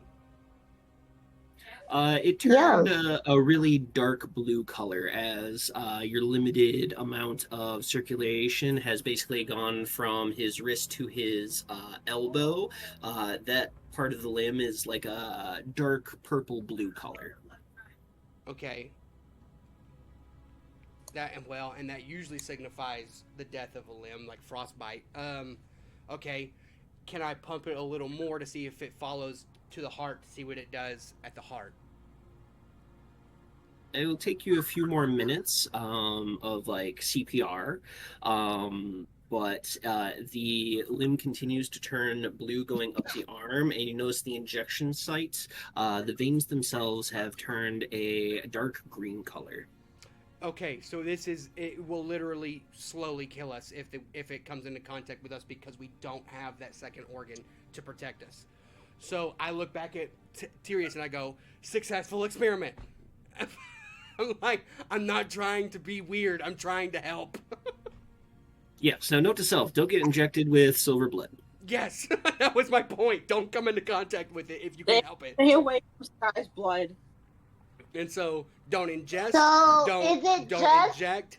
Don't. So the point of it is don't let it into your digestive system, but also don't get it injected into your body, whereas it gets into your vascular system. So don't let it be absorbed into the body. So is it just So- dangerous to fight these things then? Because like, what if you slash it, So dagger if it, or you something, get and it the blood on gets in your you, eye? you'll be fine. It's only if it is put into your system, like if you ingest it or get injected by it, the Right. negative effects will incur. But if you just get like blood spatter on your face, on your hands, you'll be a-okay. So I'm gonna take a little What bit about more in an from the open vial, wound? and I'm gonna just pour it. Uh-huh. I'm gonna That'll pour take it- an extreme amount of luck, and I highly doubt I'm going to create a table just for that. So. I'm going to. Okay, I- great. I would like to- Yeah, go ahead. I would like to point out that what I said, what I said before.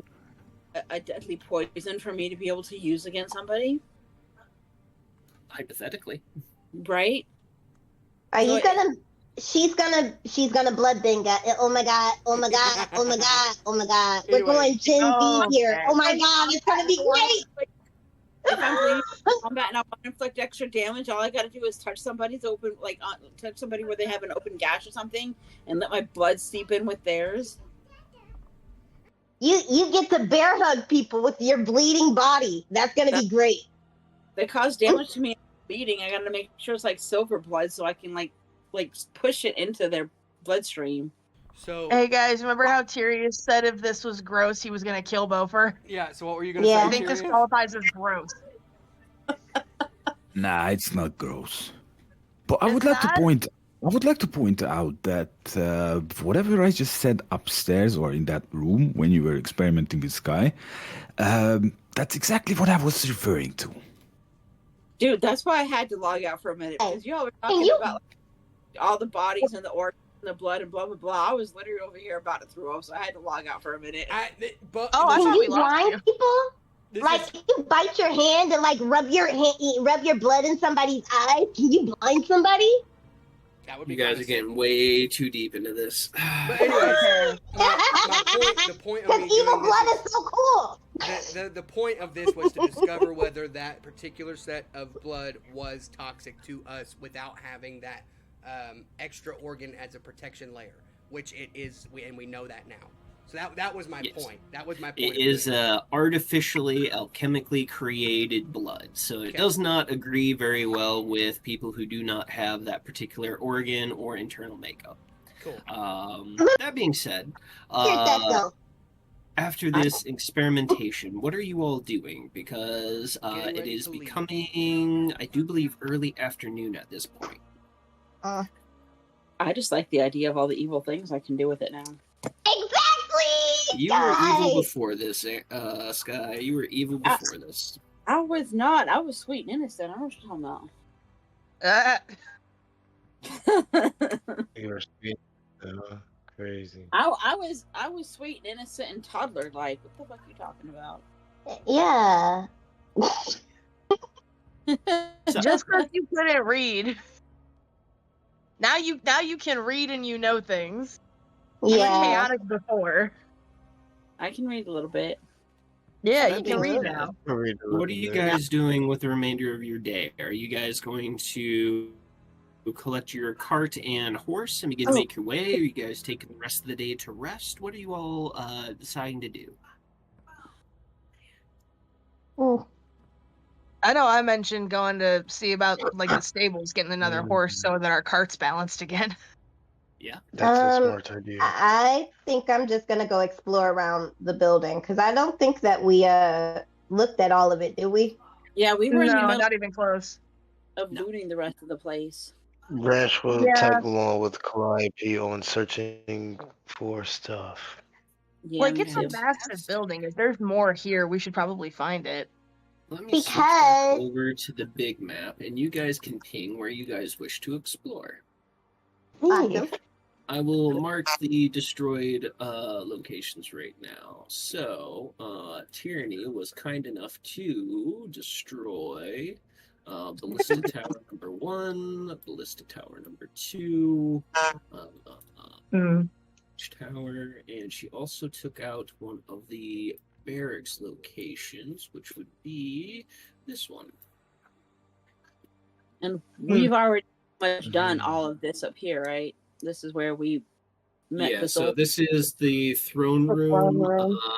This would have been the holding chamber for the griffins, and this was the area where you guys did that big combat.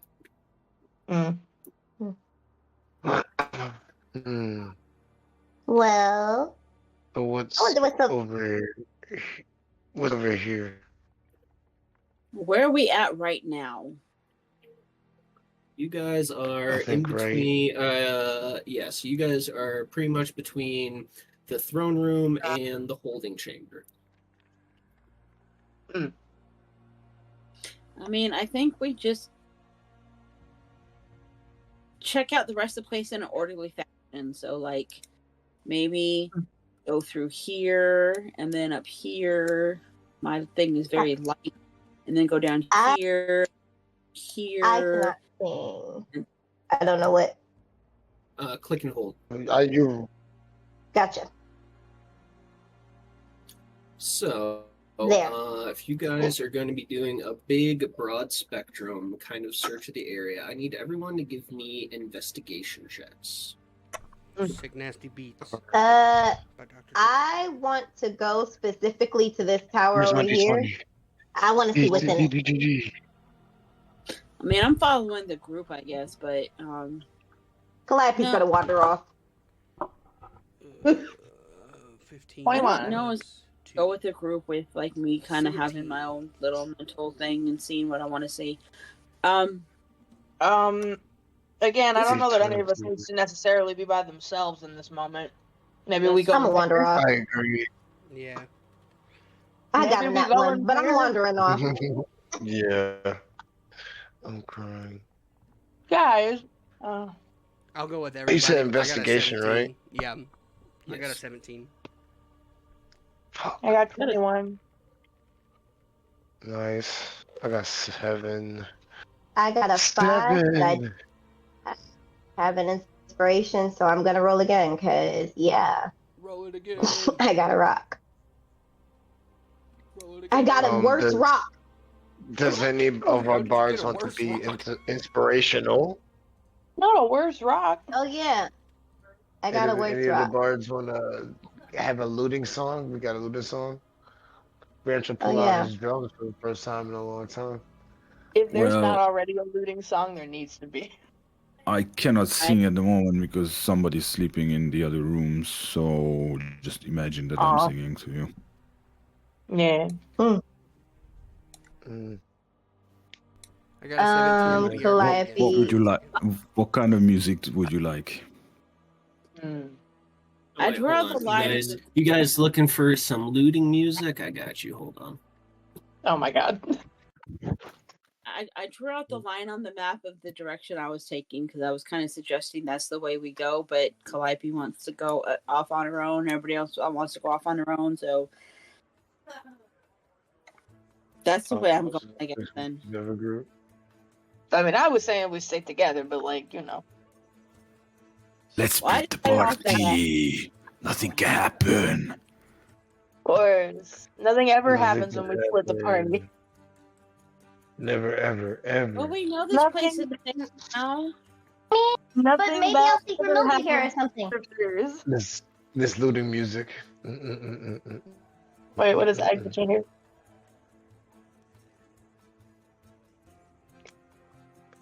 It's all upbeat, rustling, bustling. That is I good can looting imagine music, this sort of like somewhere in a Latin celebration of some sort, rather than looting. But...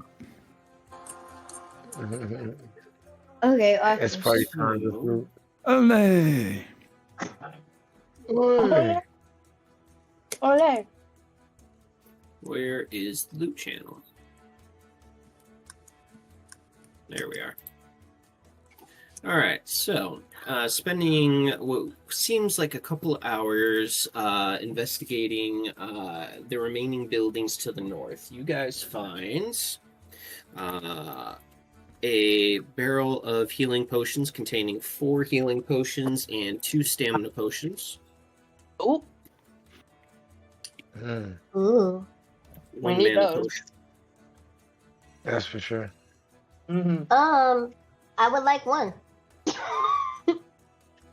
Please. 4 small kegs of dwarven ale. Oh. 2 cask of Underdark liquor. Underdark liquor. Underdark liquor. As in, like, Arrows. evil or like. Oh. Well, that's fermented darkness for you. Yeah, it's like Well- Underdark Moonshine. It's essentially like- brewed from mushrooms and bitter herbs. I was gonna Oh, say, that's good. God, it's like That's Malort. Cough It's medicine. Malort, but worse. It's like cough medicine, but it's like a 40 proof. Yeah, What- like Malort, what but proof? worse.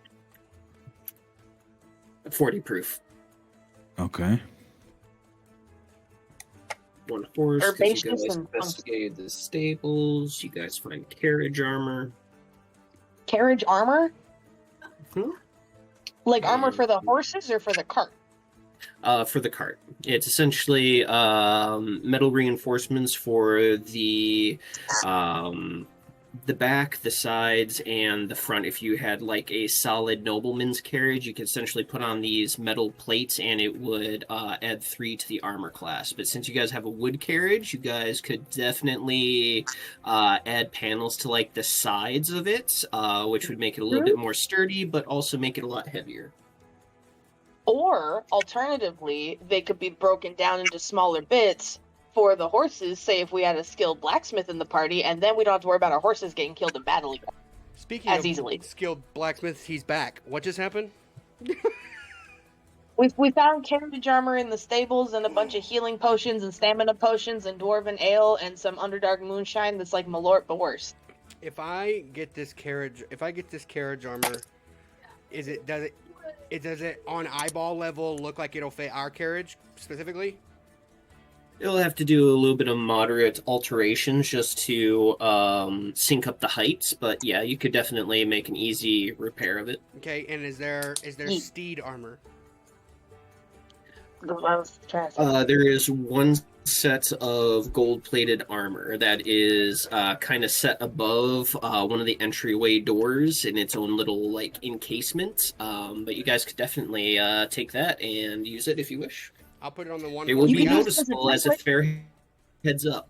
You could use it as a template. You could break down some of that armor you already found and make it into more of that.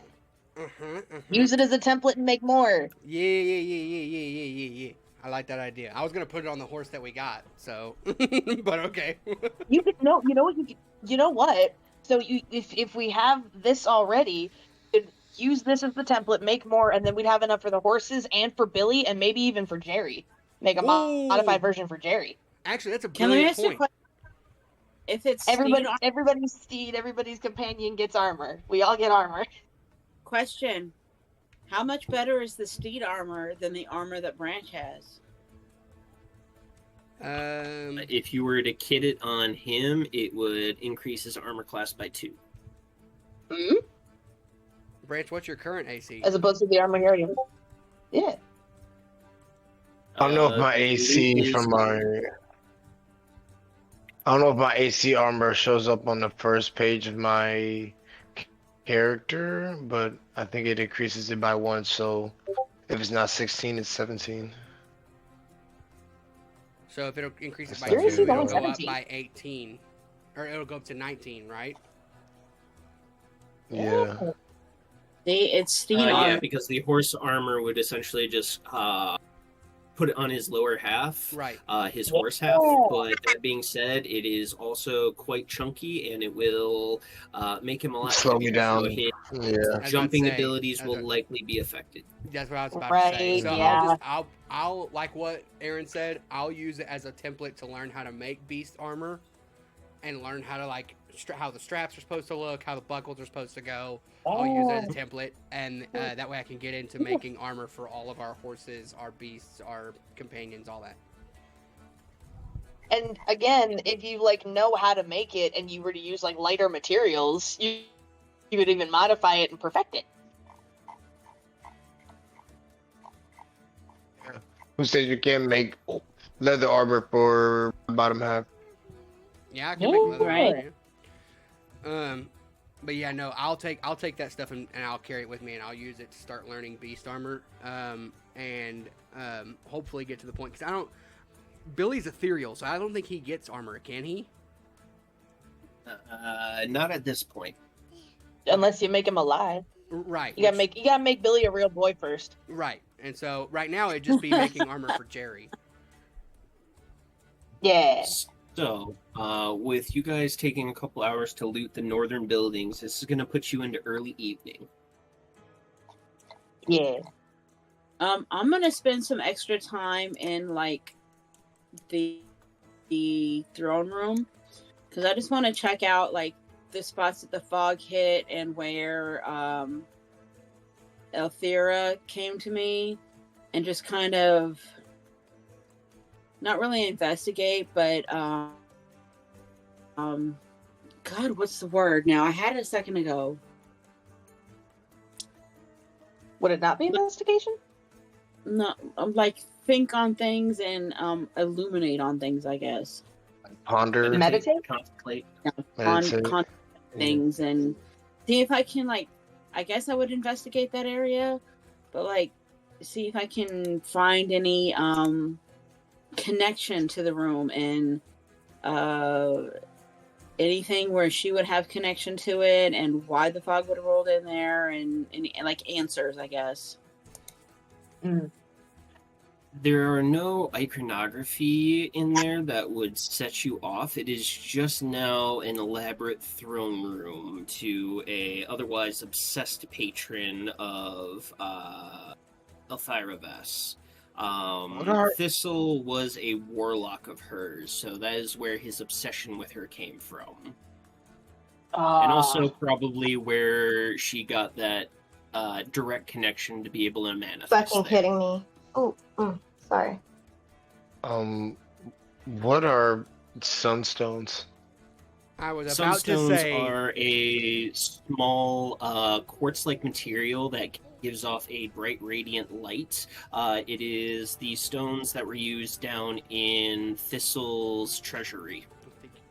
Gives off that bright, I would like some of those. LED style light. I will look at Branch and go, these need to be mounted to our carriage, so that way we can.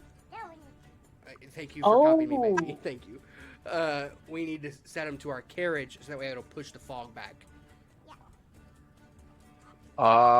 See, I wanted to put one on my cloak so I can flashbang a guy from up close. That's legit, but we can do that with other ones if we find more. For now, I feel like traveling east, our best bet is to attach them to the carriage so that it can push fog back.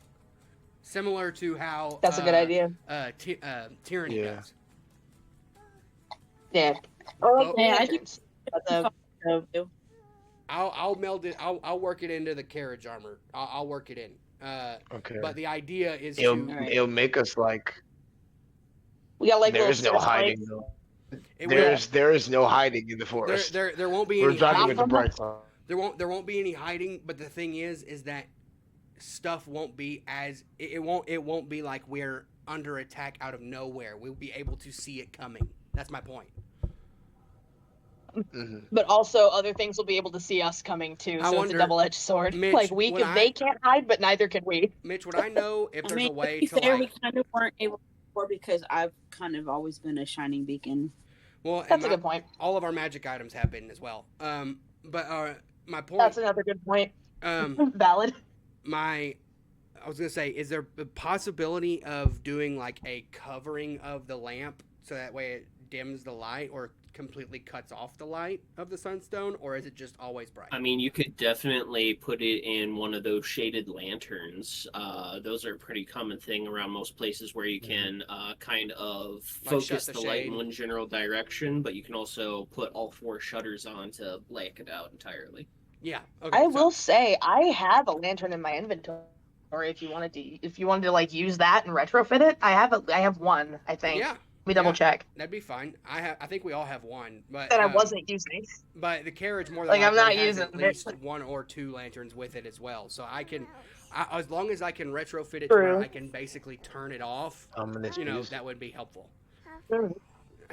Yeah, it's a bullseye lantern I have here. Yeah, and so I'll take care of that. But if we find more I think it's sunstones, one of those Branch, gold.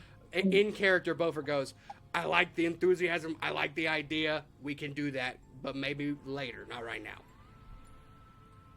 Oh, it's an oil lantern, but like you could use like the sunstone instead as like the fuel source.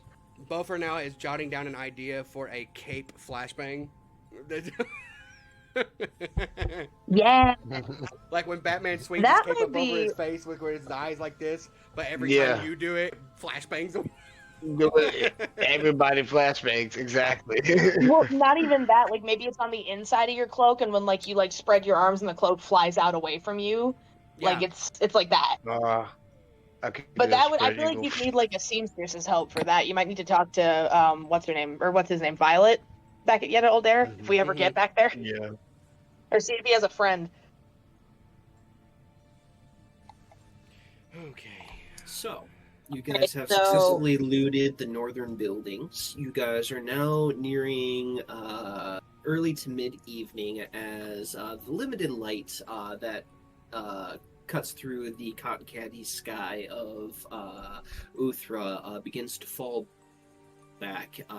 The forest itself begins to take on its darker aspects as you see the trees begin to darken and the fog seems to roll in thicker and more menacing than it does during the day. Mm-hmm.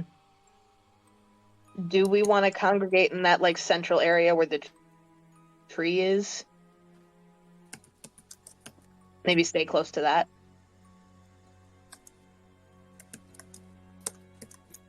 Because like I don't know, are we leaving tonight or are we staying here and then leaving first thing in the morning? Because maybe traveling at night's not a good idea. Bless you.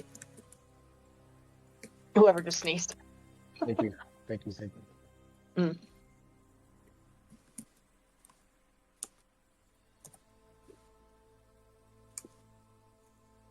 Yeah, I think being around the tree would probably be the safest, or in a room somewhere.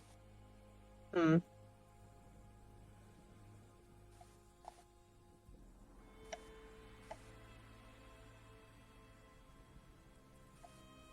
Did I lose you guys?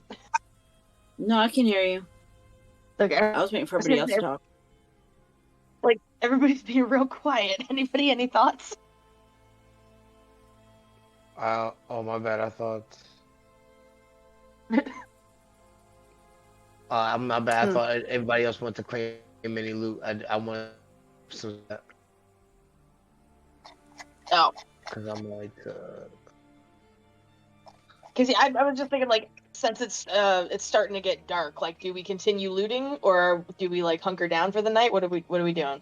Because if we keep looting, if there's anything still in any of those southern areas of the fortress, like I don't know. I mean, you guys could definitely pick through the rubble if you guys wish. Yeah, I'm about to say, didn't Tyranny basically destroy everything? He destroyed all of it. No, like all of it. Okay, heard.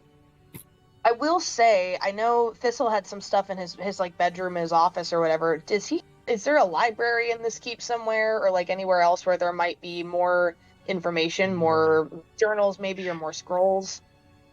Nope. Thistle basically coveted all of the books and scrolls in his office. He had it all to himself. Heard. Okay. Mm-hmm. Because I wasn't sure. The place looked big, so I figured there might be something. Yeah. They already searched there, so. Yeah. Maybe we Is there should hunker anywhere? down. Is there anywhere we haven't looked? Let me pop back to this page here. You guys have hit the stables. You guys have picked through the other 2 ballista towers. You guys have gone through one of the storerooms. That's pretty much all the major buildings in that route that was laid out by Sky. And what about any other routes through the fortress? The other 3 ballista towers and the barracks are basically laid flat from tyranny. There is another storeroom. There's 1, 2, 3, 4 storerooms. The outer buildings to the far south, those are essentially storerooms for like raw materials, stone, wood, nails, twine, rope. The one storeroom in the interior of the building would essentially just be like food stores for the soldiers. So rations, jerky, drink of all sorts, tobacco, that sort of thing. Okay. Let's stack up. Yeah. Is Udon Like anything still, we can load into the bag of holding. Is Udon still in the tree hanging out with the griffins? Yes. I'm gonna go and gather him as well if I can, and let him know that we're getting ready to boot, scoot, and boogie.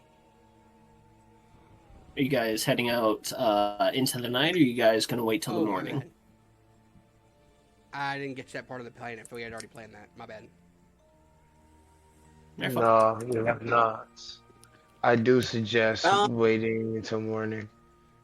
Yeah, but I mean, do we know if word has gotten out over what has happened? Like, do we have survivors? No, that's the Not thing. that you Well, see. not anymore. Not anymore. Not anymore. That's the thing, is I don't know how much longer we got. Yeah. This might not be a scene we want to stick around for long. Yeah, I'm gonna go talk to Udon, and I'll walk up to the tree and go, Sir Udon, if you have a moment, I would love to catch your ear for just a moment. Udon lifts an eye from his meditative state, sitting on a branch. He looks over and goes, Paladin Bofra, how may I be of assistance? As he double barrel rolls off of the tree and lands in a heroic 3-point stance before standing up in full plate armor. Of course he does. Landing. I'll say. So Udon, we're in a bit of a pickle Such here. a poser. We are currently going about and taking the spoils of war and trying to figure out what is most useful for us now and or in the long term, trying to figure this stuff out as far as what needs to go where and how we are to stage our journey moving forward. But the problem is that it's getting closer to nighttime, yes, but also we don't know how much longer we have before word is out that that Thistle Hollow has fallen. So do we leave now, or do we wait till morning? Do we give it some time of loot and then leave? Or what would you say your opinion on the matter is? In my experiences of conquest, this is quite the pickle. Due to unknown informations and the lingering dangers of night, it is hard to say which is the best option at the moment. If it were I would brave the nighttime ventures myself to separate myself and my entities away from the area of battle. But that is just my personal recommendation. I'll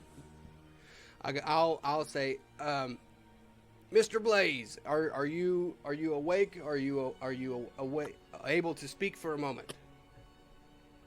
You see him kind of curl up into a ball as he takes his head and kind of looks over at you, his head kind of hanging out of a nest as he kind of looks at you like a sleepy cat.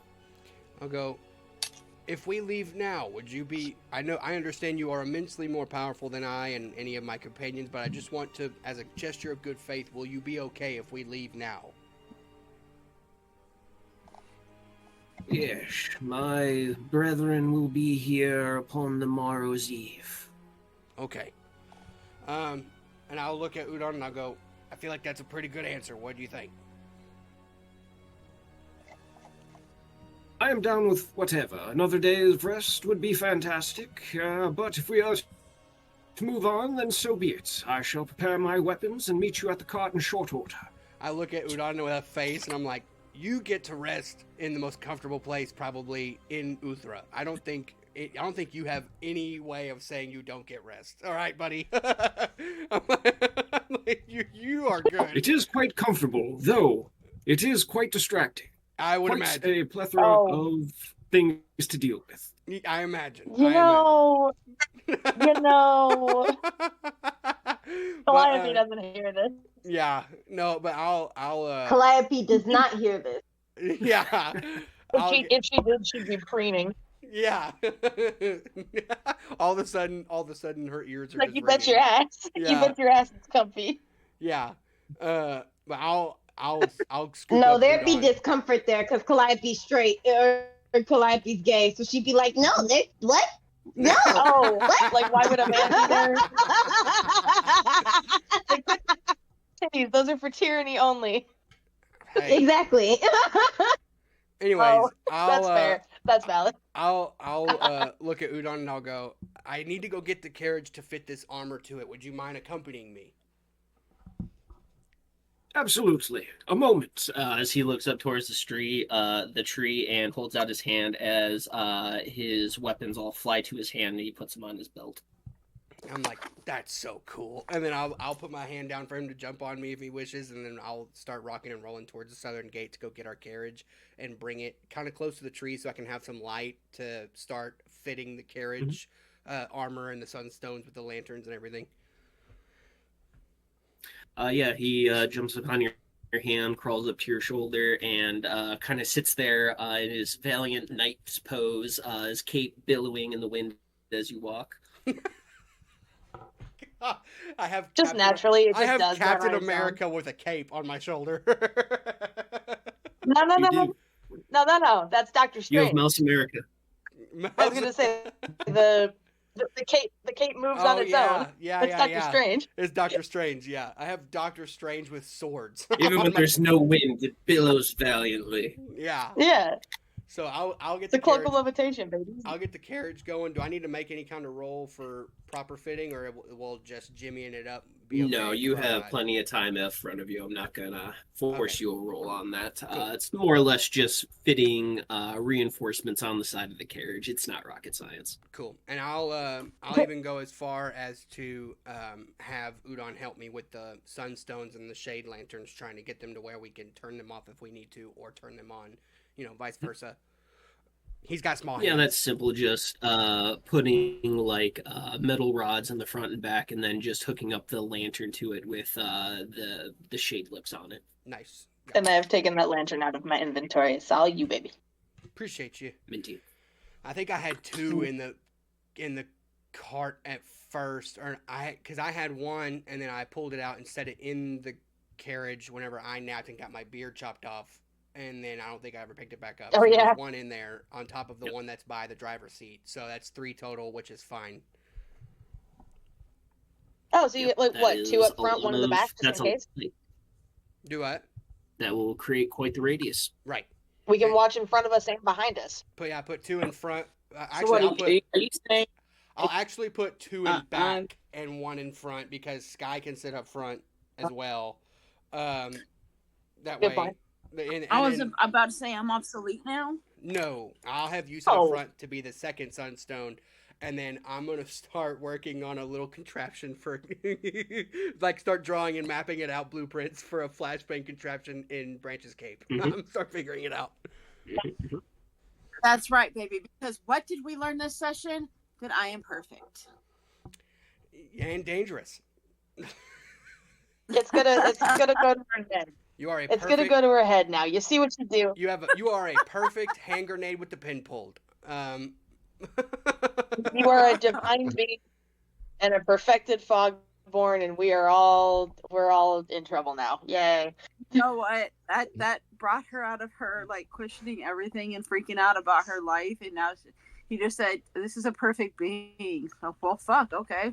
that made her feel a whole lot better about being an experiment for Althera. Yeah, it hit her right in the ego, but like in a good way. As Bofer and Udon prepare the card, how is everyone else filling up their evening and nighttime? What are you all doing?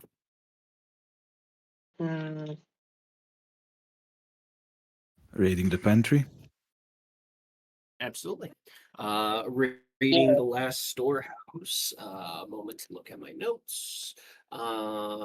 This is the tobacco barn. So you're gonna have 4 kegs of wine, red variety. We're gonna have. How should I roll this for the tobacco? Look, when this quest is all over, we are all getting stupid drunk. Like, just we're gonna need all of it. Just all of it. What do you mean when it's Hi. over? I mean, during and after, but like mostly after. We gotta save the good stuff to celebrate when we save the world.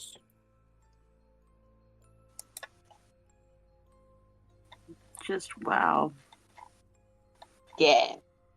But also we are good. I feel like, yeah, we get drunk during too, because the horrors, you know. The horrors. The horrors persist, and so does our hangover, but it's okay. Guy has lived through like a lifetime of horrors in just this one day. It's all of us. I think all of us, actually. But you got your ego stroke. So, you know, even equivalent exchange or some shit, you know. Yeah. Her like life has been questioned and been a horror until like all of a sudden, oh, I'm a perfect being, but I'm a perfect experiment. So I don't know how that works. I don't know how to feel about that. Right? I mean, you were somebody's good try. You get to be proud of that. You're the best. Yep. You're the best they could do. She created all of this off of me, so yes. I can see there being a level of shame to that, but yeah, like it's a little loaded. It's a little loaded. You're not wrong. All I'm saying is, you know, we can be mad about everything, or we can find something to be happy about. And we can like definitely vow to make sure that Althera Bask and the horse she rode in on burn in all 9 hells, because we're gonna if she's not dead, we're gonna kill her. And if she is dead, we're gonna bring her back and then kill her. We're all in agreement though, right? That like we have to figure out how to defeat her without killing Sky, because we can't just kill all the fog. Yeah. Like whatever she has in place, we can't. We have to make sure that there isn't some central circuit kind of thing where if we off that bitch, now all of a sudden we don't have a friend. Yeah, no, there's got to be like if there's a mechanism to like sever her control on like all of them, frankly, but like especially if there's a way for her to control Sky, we sever that and then we kill her. Yeah, that's my concern. Is there like an off switch or like a self-destruct button? If there is, we'll find it and break it. Not really that. Not really a self-destruct button. I'm not really getting at that, but more so if we stop the person wielding the power that, you know, helps her create the Fogborn. Yeah, what does that do to you guys? So we got some thinking to do. I was a little hasty before. Maybe we shouldn't kill Althera. Maybe not just yet. Maybe no using her as bait to kill the bad lady. We put a pin in that. We don't know what that would do. Okay. We put a pin in that too. We're good at that. Put pins in things. Right. Okay. Well, hear me out, Calliope. God damn, that's a lot of cigars. Yeah, it is. You and I talked to Elvira because she seems to know more about this than most people or anybody. And maybe she will answer some of that for one of us, because she answered a couple of questions for me. But she couldn't. If we get out of here, where the gods are more in touch with, Maybe So we can hear me talk to out. You were made by, or you were saved by Elira and created, and created by Elthira. I was made by peoples and tainted by Elthira, and I don't know if maybe the goddess wants to talk to me anymore because I've been a little batshit since I'm not okay anymore. Calliope, maybe- you were shit the whole time, to be clear. Calliope's gonna squint over at her. Okay, fair. In a good way. In a good way. I love you. You're my friend and I love you, but you've been crazy the whole time, to be clear. Yeah, Maybe like maybe, just maybe. But Hear more me so out, now. 'cause none of you, Calliope's going to scratch at the little patch in her head. None of you are in here, and none of you hear anything that's in here, and maybe, just maybe, we should figure out how to, like, completely, unattach me before I go talking to my god again. That's well, valid. speaking of that, maybe I just give her a couple of days to try to talk to her again, because perhaps she realized the psychotic break I was having and could only handle so much information. I mean, She's a god. She can handle quite a bit. Have you seen the way I am with tyranny? Trust me, they can handle a lot. But No, the thing she realized because you saw how I was, so maybe that's why she only gave me the little bit of information she gave me. Because technically, she gave me a lot and just a little bit of words. So maybe I give her a couple of days for me to calm down and process. So the next time she gives you info, Well, you can take it in better. Right. I still remember a few hymns. So if you're trying to like sate her or like show your enthusiasm, I can help you through those. But I'm not really cool with presenting myself right now until I get some things figured out. I mean, Oh, that's Calliope.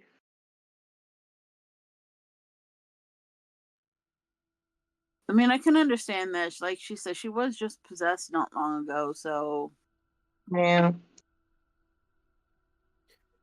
she's been through some stuff. She's feeling a little bit of religious guilt here. Yeah. and by the way, that's not Aaron saying that. That's me saying that. But yeah, just like you kind of embarrassed to be in front of your God right now, and you know what? That's okay. You've been through some shit. I mean, to be fair, like stoink a dragon. Haven't you worked that guilt out by now? Nah, that's why she boinks the dragon, though.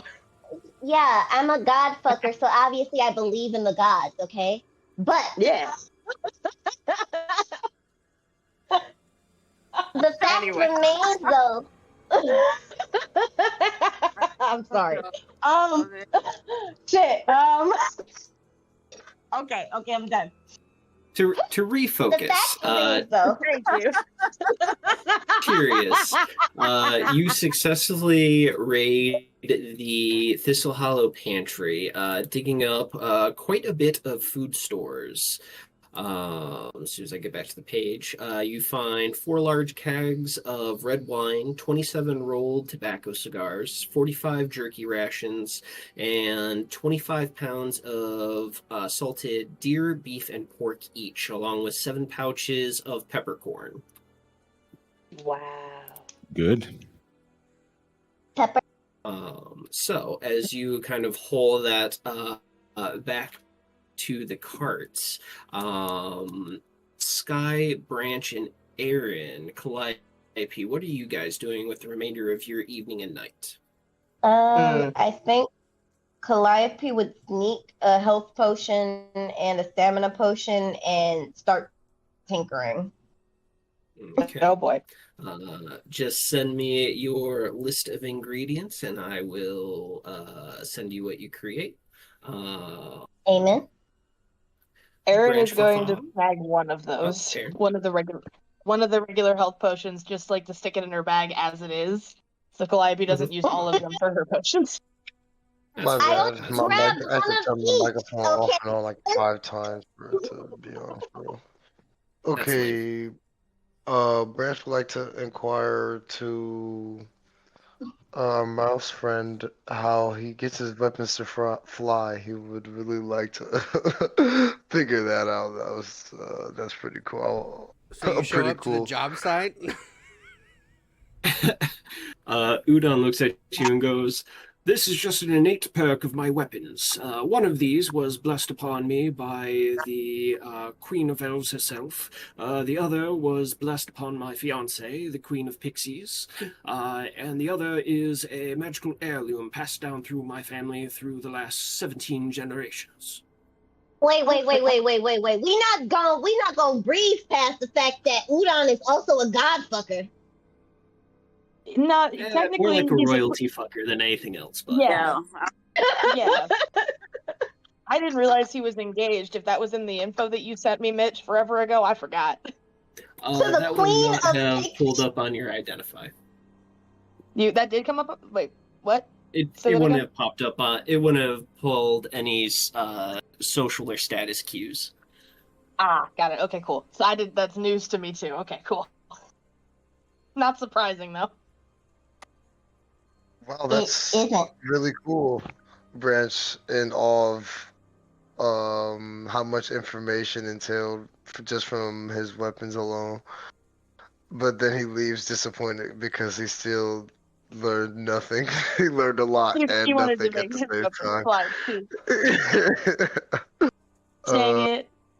There are ways then he- to magically connect yourself to your weapons. Some of them are unpleasant, and others are just made by packs. Whether it's through a patron or a god, it is different but similar for each individual person. Some weapons just required a small blood offering to be permanently bound to that wielder until their passing. It is kind of a large net to be cast when it comes to binding yourself to a weapon. Bofer speaks up and Why goes, does that also, sound- it's very possible to just get a whole bunch of materials and spell components and cast it to you and yourself and the weapon. It doesn't necessarily have to be, and I point at my cuts in my hand and go, doesn't have to be this, but it can, like he said. Yeah, Aaron's You will have side-eyeing to him when he speak holds it upon back in his that. hand, by the way. Bofa, you and I will have to talk about that blood magic that you have cast on yourself. I'm fine, Udon. Paladin Udon. We are Thank okay. you, We Udon. are okay. It's fine. It's just a little bit. It's just a little scar. We're not worried about it right now. We got more pressing matters ahead. Bofer. We can worry about Bofer. this later. Udon kind of like gives you the squinty eye and kind of like sucks on his teeth silently before he just kind of nods and goes, "This will be a conversation to be had in private, eventually." Eventually. Sounds good. Mm. Either way, Branch, you can most certainly bind your weapon to yourself aside from this stuff by just having a bunch of spell components. I'll pull out my javelin that I was trying to turn into Yondo's arrow. I'm like, I still need a couple things like some griffin feathers and some other things, and that'll help me to bind the magic from this onto myself that allows it to be independent but also attached to me at the same time. There's a bunch of different ways to go about it, at least in our realm, and I'll look at Udon and go, Fey realm, if I'm not mistaken, has a lot more ways as well, right? Yes, though most of the weapons are bound through pacts, unless you are unless it's a heirloom item, such as, and he holds out his hand as you see that star sliver dagger kind of float in his hand about 6 inches over his hand, unless it is bound through familial blood. Cool stuff. Aaron, I'm gonna need the condescending to quit that. No, like you said, cool. That was an agreeing. Okay. That was a hum of agreement. Although Aaron is also squinty-eyed, staring at Bofer too, much like Udon, way, because we she got a hasn't long let go of the rest. blood magic thing either. We got a long rest. Did this recharge? Blood Paladin Boker. Yes. Okay, thought so. Cool. Wait, I'm sorry, recharge. Yeah, don't worry about it. I'm worried about it. I probably have to worry about it. Anyone else wanting to do anything with their free time for the night, or are you guys just going to kind of take your rest and not do anything tinkerous? No, I spent an hour in the throne room, pondering things, and then I walk back out after I realize everybody's gone and just sit under the tree and wrap up in my blanket and consider just like deep in thought. Oh. And going over what I've learned for today, and my brain is just overtired. Are you like fully through with any business in the throne room? Would Sky need anything else of that room potentially? No, I just kind of literally sat in the middle, like where Elthira came to me, and like sat on my knees and just like, I don't know, stared off into space and pondered things for like an hour. Because I wonder, I think like as she's maybe coming back to the group, you told the rest of us where you were at that point, right? Like the rest of us know where you were at. As we went through the throne room, she just kind of stopped and hit her knees as everybody wandered off. So I'm pretty sure everybody knew I was there. Okay, like give me a moment. I feel like as she's coming back, Aaron would look over at Tyranny actually, and to Calliope as well, be like, "Do you mind?" And then look over at Tyranny. Can I borrow you for a minute? Why, yes, absolutely. And Aaron is actually going to lead Tyranny and go back into the keep, back to the throne room. Because I want to destroy the fucking obsidian sigil on the floor. Absolutely.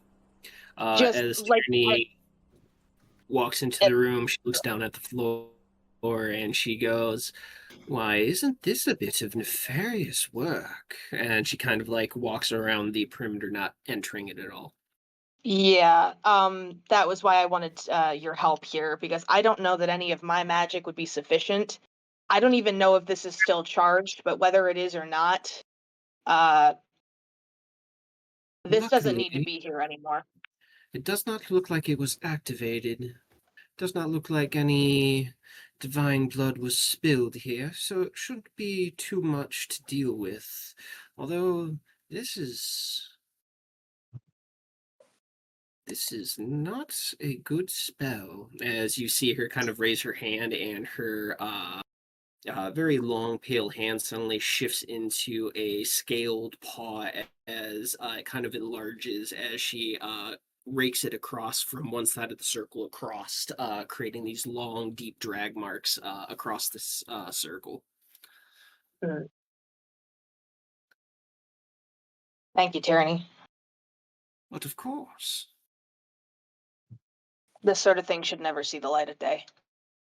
Whatever she was going to do with it, whatever Thistle was going to do with it, better that it leave this world. This would have created a permanent blind spot into the god's eyes. It is also a complex magical circle for killing immensely powerful beings. Hashtag Bofer. What sort of things?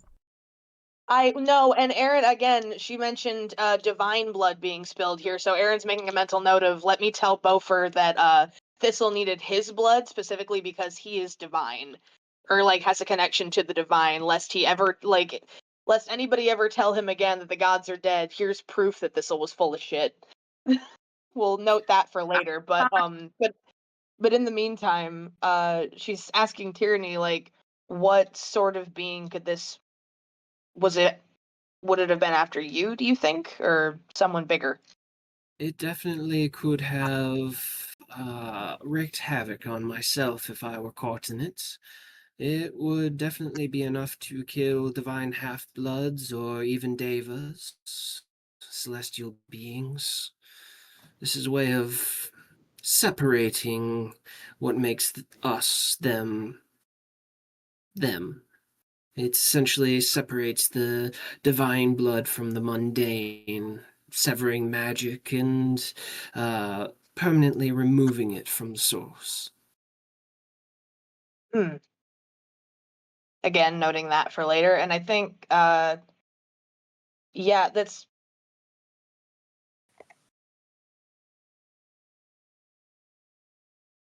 I think Erin's just like taking all that in again and would probably note again just to herself, if there are any more of these sigils anywhere, that needs to be a part of the mission too. Finding any of these potential blind spots and destroying them. You could. Any more of these that we find. I was gonna say, is it a specific spell that you could identify what it was, or was it just like some kind of like insane thing that we know nothing about? I could check. Would it still wouldn't identify ritual even work with this now that it's destroyed? I should have probably asked that before I asked her to destroy it. Yeah, you can still identify it. I could still identify it. Okay, yeah. If I could take the 10 minutes, cast it as a ritual, I would like to do that. Absolutely. Or not even, because we're about to rest. I will expend the spell slot and go for it as is. The spell is known as oh god, I have to look it up now. Intermission while he looks this up. So basically, this was trying to not only sever me from Morodin permanently, but also remove my magic and kill me at the same time. No, I think he was trying to sever the god's sight from the keep. Oh, and make it a permanent blind spot from not only Morodin but all gods. Or maybe it was because Morodin hasn't been set. Maybe other gods have had their sever happen, and maybe because I'm tied to Morodin, me being severed would mean that his view is now severed because I'm cut down. So like maybe individual. So this is a spell called Sunder the Sacred Vein. Ooh. Sunder the Sacred Vein? Yes. Ooh. What does it do? This is an 8th level spell, and this is directly created to essentially take away the abilities of those with divine powers, clerics, paladins, divine soul sorcerers. Essentially eradicates and separates their magic from the mundane self. Oh, so it can also be used to kill very powerful holy beings such as celestial sun dragons like Tyranny. It could be used to essentially kill a half-blood deity or even a powerful celestial. Okay, yeah, so Steven, your initial theory was correct. It was about you. It was about Beaufort. Yeah, it was. I was about to say, this was definitely about me. I was like, well, no, because she was saying like it would have made the place a blind spot. That's what I thought. That's what I was getting that from. from. It's already a blind spot. Like I can't connect with Morodin at all. It's like it's already they didn't need me to make it into a blind spot. It was already a blind spot. This was just about to be out of spite. Yeah, if the spell was completed, it would have created like a complete void over a large part of the region. Yeah. Oh, okay. So like once you get into a certain area. Yeah, this particular spot was already a spot of no gods. It still is. It is just a spot of no gods. So that necessarily wasn't, I don't think, top of the list. I think top of the list was spite. That's what I think it was. Right. You also, on your identify spell, there are also subversions of this spell. Others are known as Rite of the Shattered Halo, and another version of it is called the Celestial Severance. Jesus. These names are just wild. What do those do? It doesn't say.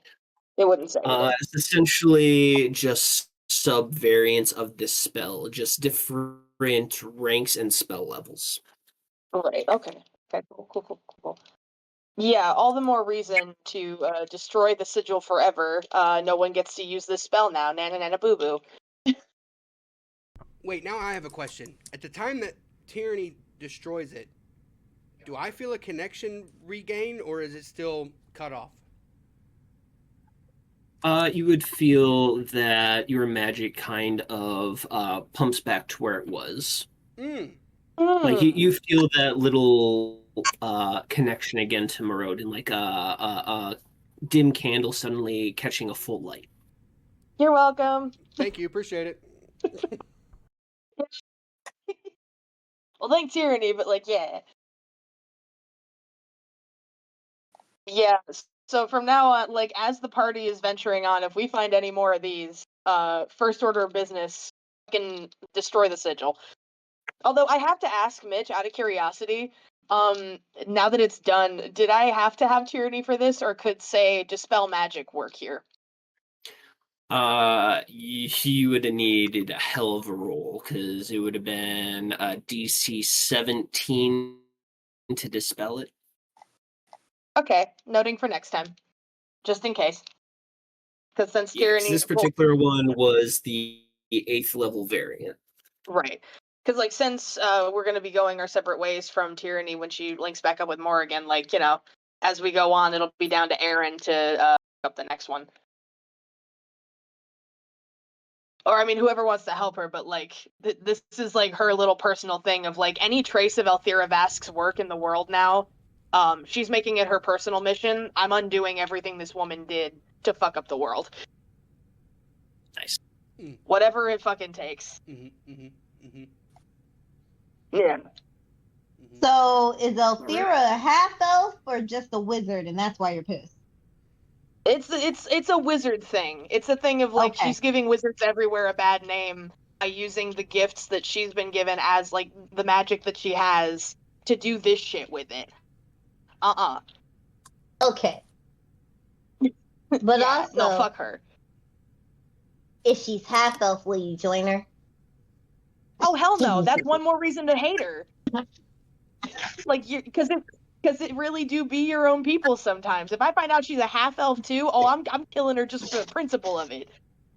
Hey, bitch, you done slighted me on too many different levels. Your fog killed my parents. It's hurting my friends.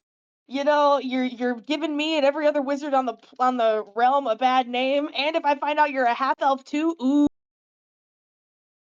Oh, It's over. It's already over for her, but it's extra over.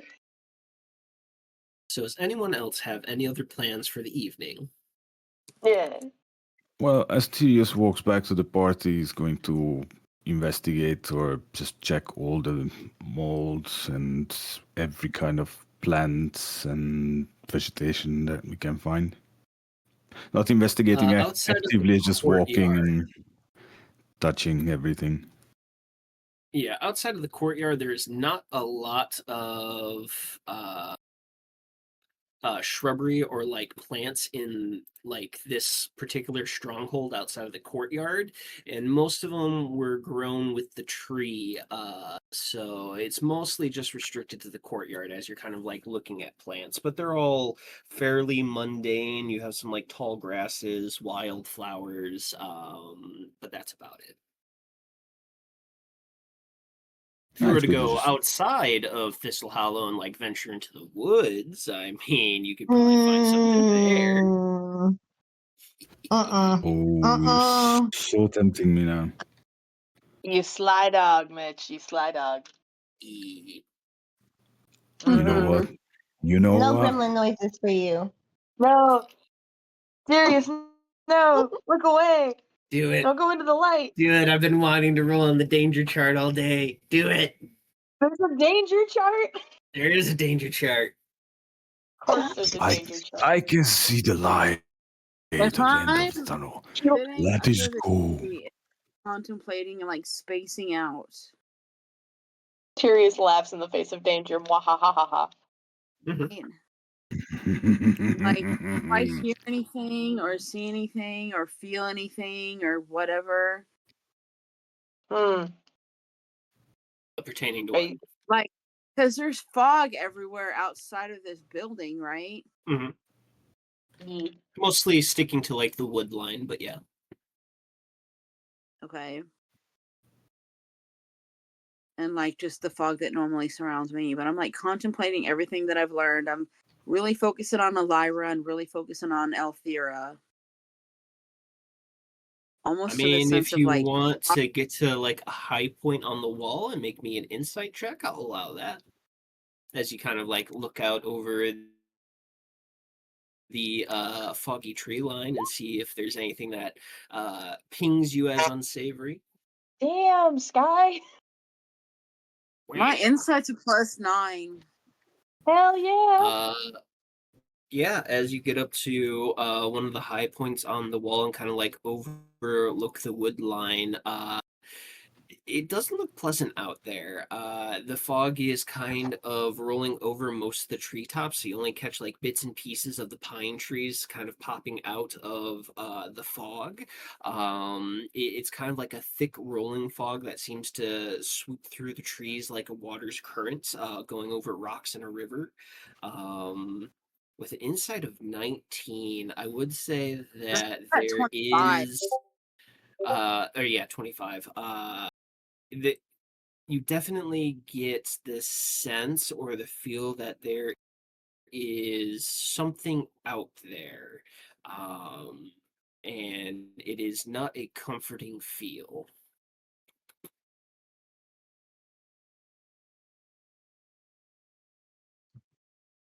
Freaking button.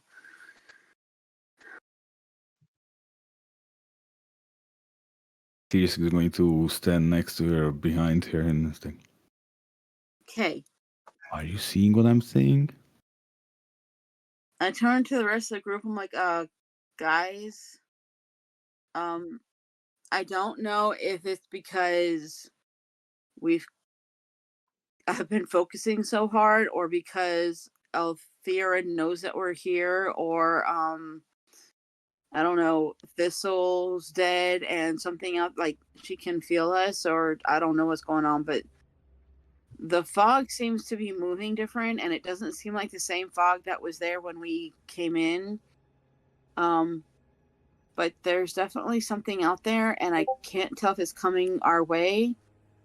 You would suddenly hear something coming from the woods. It sounds very similar to a horse's kind of bark or yelp mixed with a human scream.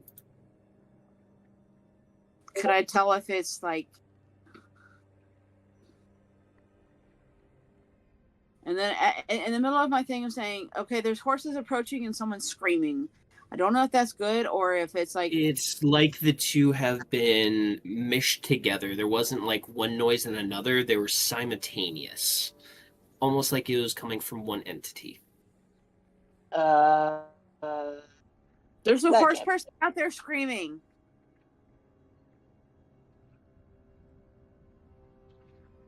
No, and I look at Branch. Branches, centaurs do not sound like that. Branch is sleeping. Branch is like, I don't know what that's about. I'm out, bros. I look at Branch and then I look at Tyrius. Hey, don't look at me. I wanted to go and pick some flowers, so as far as I'm concerned, I'm ready. Okay. I feel like Aaron and Tyranny get back to the group at this point. What's going on? The fog out there looks like more nefarious and not like the fog that was there when we came in, but there's a horseman screaming and he's coming. It sounds like he's coming our way. It was off in the distance. It doesn't sound like it was encroaching upon you. With a 25 insight, it seems like it was a ways away, similar to like how a wolf's howl kind of carries. It was very similar to that. Distant and echoey. Yes, but that's might be. Yeah, she's like, there's somebody out there, and then as soon as she starts, like, in the fog looks like it's not the same fog that was there when we came in here, but I don't know if it's because we've been talking so much about Althea, or because she feels that we're here, or because Thistle is gone, or what, but the fog is rolling in, like, coming towards us, it looks like, but it doesn't look like the same fog that was there when we came in. And then all of a sudden, there's something out there, and then there's a horseman out there, and he's screaming. You said this And just happened? Yes. Aaron's gonna look at Tyranny. You don't think... I don't think what? You don't think that might have something to do with what we just did, do you? Well, these woods are famous for having not very pleasant creatures, so it would not surprise me if there were fog beasts or worse afoot. So should we go help the horseman or leave him out there to bad man? No. I mean, the only horseman is the branch. Yeah. Eric's gonna look at the group at large. Guys, I don't know about you, but I was always taught, if you hear something screaming in the dark, no, you didn't. Correct. Yeah. Just especially in the wilderness and the fog, just as a general rule, if it's nighttime and you hear something screaming in the dark, no, you didn't. Mm-hmm. Mm-hmm. Okay, so I'm going to turn towards the fog in the dark where I heard the screaming, and I said, "You didn't scream. You're not real. You're not out there." And I'm going to turn and walk back to the group.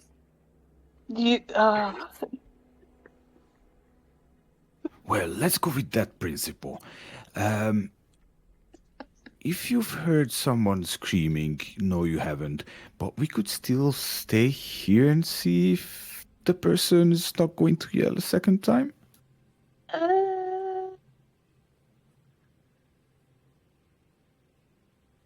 Out of character. I hope that wasn't like an Apache death whistle. That's wild. Very similar sound. Oh, very similar. Yeah, like great, no, wonderful. That's immediately where my head is going. I'm just like, We're hey, about that to could be under that could be attack. things we don't talk about. Like if you That hear, could be things we don't talk about. Of like, hey, if you hear someone screaming your name in the Appalachian Mountains, you know you didn't. Because that's not a person. It's true. It's true. That Whatever. there be a skinwalker. That there be a skinwalker. You're not. That's not really a baby crying. That's just how they get you. Well, are we huddled around the tree currently? I would say sure, yeah. Okay. I think, right? I'm gonna After that, I'm gonna go tree. I'm gonna assume with Udon's help we'll be finished with the fittings of the carriage. Yeah, it'll take a couple hours to fit everything up, but yeah. Okay, cool. I'm gonna look at everybody and go, I say as soon as this thing is done, we get. Well, I would say a couple of hours is just enough time to not hear somebody not screaming. Correct. How about we just stay here for the night and go in the morning? Because that, by the looks of it, the sounds of it, we don't go in scary fog at night, and I'm usually okay with the fog. Okay, yep. Everyone huddle around the glowing tree. I'll be like, everyone stay around the tree. Don't go anywhere else. Everyone stay here. So, as you all are working on various things, Calliope, are you mind linked with anyone? At the moment, I unlinked with Aaron because I was terrified of the shadow people. My mind is a dark place. Yeah. No, actually, I'm not. Sorry. Listen, I can die in your head, okay?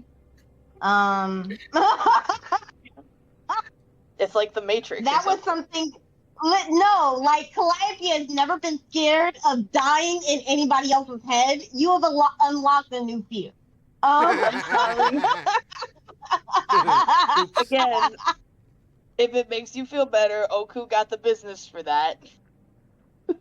I heard, but also it doesn't stop the fact that Calliope is now aware that somebody can kill her in somebody else's head. She is going to be a lot more cautious with mind linking. And you know what? Maybe this was a lesson in disguise. Maybe this was a good thing. Like a bad thing, and fuck Goku for Nah. that, but maybe a good thing. It'll keep you But safe. also, kind of fuck him because, like, that was the first threat and it came from a friend. All right? Yeah, that's what I'm saying. Nah, That's what I'm fuck saying. him. No, absolutely. Nah, fuck him. Absolutely. Absolutely fuck him for that. He was an asshole for that. Fuck that guy. Calliope was already learning to get doggone consent, all right? Like, Yeah, I like he had didn't need to consent for that streamline the lesson. endeavor. I had consent for that endeavor and it still backfired. I am traumatized. Yeah. I had consent I'm and sorry. it still backfired is crazy. Yeah, Oku is not a fan of singing. He's got a lot of triggers, that boy. Well, He's how could evil.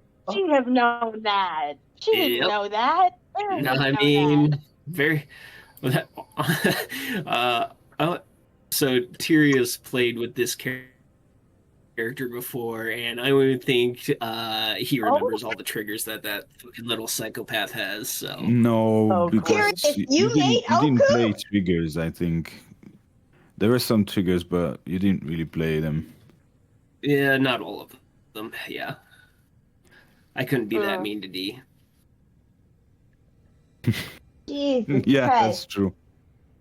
All I know is I can die in somebody else's head now. I didn't know that.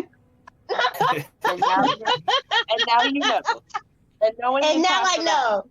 Like, I thought I was just like, a figment of their imagination when I'm in their head. No, I'm flesh and blood. What the fuck is this? Dum, dum, No. dum, dum. Oh, no. You didn't know you'd be perceived in there, and then my boss called you out. I know. Listen, I was hiding in the corner. I was being quiet like you told me to. I listened to you. Calliope listened to Aaron for once and almost got her ass beat. I want you guys to take note. All right? When You know I what, never that's listen to her again. Aaron's gonna be like, why? And Calliope's gonna be like, you know why? What happened? Last time I listened to you, I almost died. You had me around the ox. I didn't even know. I didn't know. I thought it was cool. She's never gonna let this go. They're gonna be fighting about this for the years. So, Aaron, as you are relaxing, kind of just relaxing and kind of nodding off later on in the night, you find yourself in the realm of the Shadowed Hand again, where you hear the small voice of the young lord go, Aaron. Yes. I feel and wish to formally apologize for the actions. Oh. And he looks over and he goes, Oku. As you see Oku forcibly manifested, sitting on one knee, one hand on the floor, the other hand, his elbow resting on his knee, his head bowed. Apologize to Aaron, if you would be so kind. As you see Oku kind of look up and goes, I humbly apologize for my actions against your friend.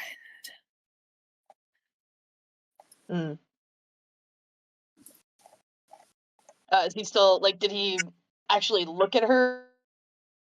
Or is he just said it and then look back down kind of thing? Oh no, he is like bowed in front of you. Like his head is down looking at the ground. Erin's gonna get down on his level. She's gonna kneel so that her and Oku are face to face and wait until he looks at her. He looks at you and yeah, he what's the word to describe it? Angry would probably be a great way to describe the look. Angrily humiliated. Seething hatred. Yeah, seething humiliation is a great way to go about it, yeah. Erin's gonna nod. Look him dead in the eyes. She's not like, she's holding his gaze. She's gonna nod and say, I accept your apology, but I want it known. Whatever issues you have, you will never take them out on my loved ones ever again. Repeat it. Whatever my issues, I will not take them out on you or your loved ones. Thank you. The young lord jumps off of his chair and goes, to cement your punishment, Oku, you will now answer to her when she is in a time of need. You will not complain. Ooh, and that's you will follow nasty. her orders. Um, You see Oku just kind of his shoulders slump and he goes wide-eyed as he looks at the young lord. and actually, I don't know. I think that Erin might actually take some umbrage with that. I think she's gonna look back at the young lord in that moment, especially like given Oku's reaction. I don't know that that's entirely necessary. He's apologized. Yes, it is. Middle. Yes, it is. We like the middle. We like the middle. Yeah, no, for a couple of reasons. Number one, that we already have Yom, and number two, that after what happened today, Erin doesn't entirely trust him. Whatever orders the young lord's given him, Erin does not trust him. Okay, But let's. also, we're losing tyranny. So we kind of need a muscly guy on our team. Yes, and also if you don't want another husband in you, then bound it to me. Well, serious. Erin's The collecting. young lord Aaron. looks at you, Aaron, and goes, it is necessary. He has issues with authority, including mine at times. This will be a lesson in humility for him. And though Actually, you a may good not dad. trust him, he will follow orders. As you hear his voice kind of deepen and you see like a visible downwards pressure be put on Oku. And that's the other reason why Erin's kind of balking at this, is that like you can't force somebody to be humble. It has to occur naturally. And I think that she would raise as much of actually no, I take it back. Maybe not raise that point, but like keep it in mind. If the young lord seems to be dead set on this,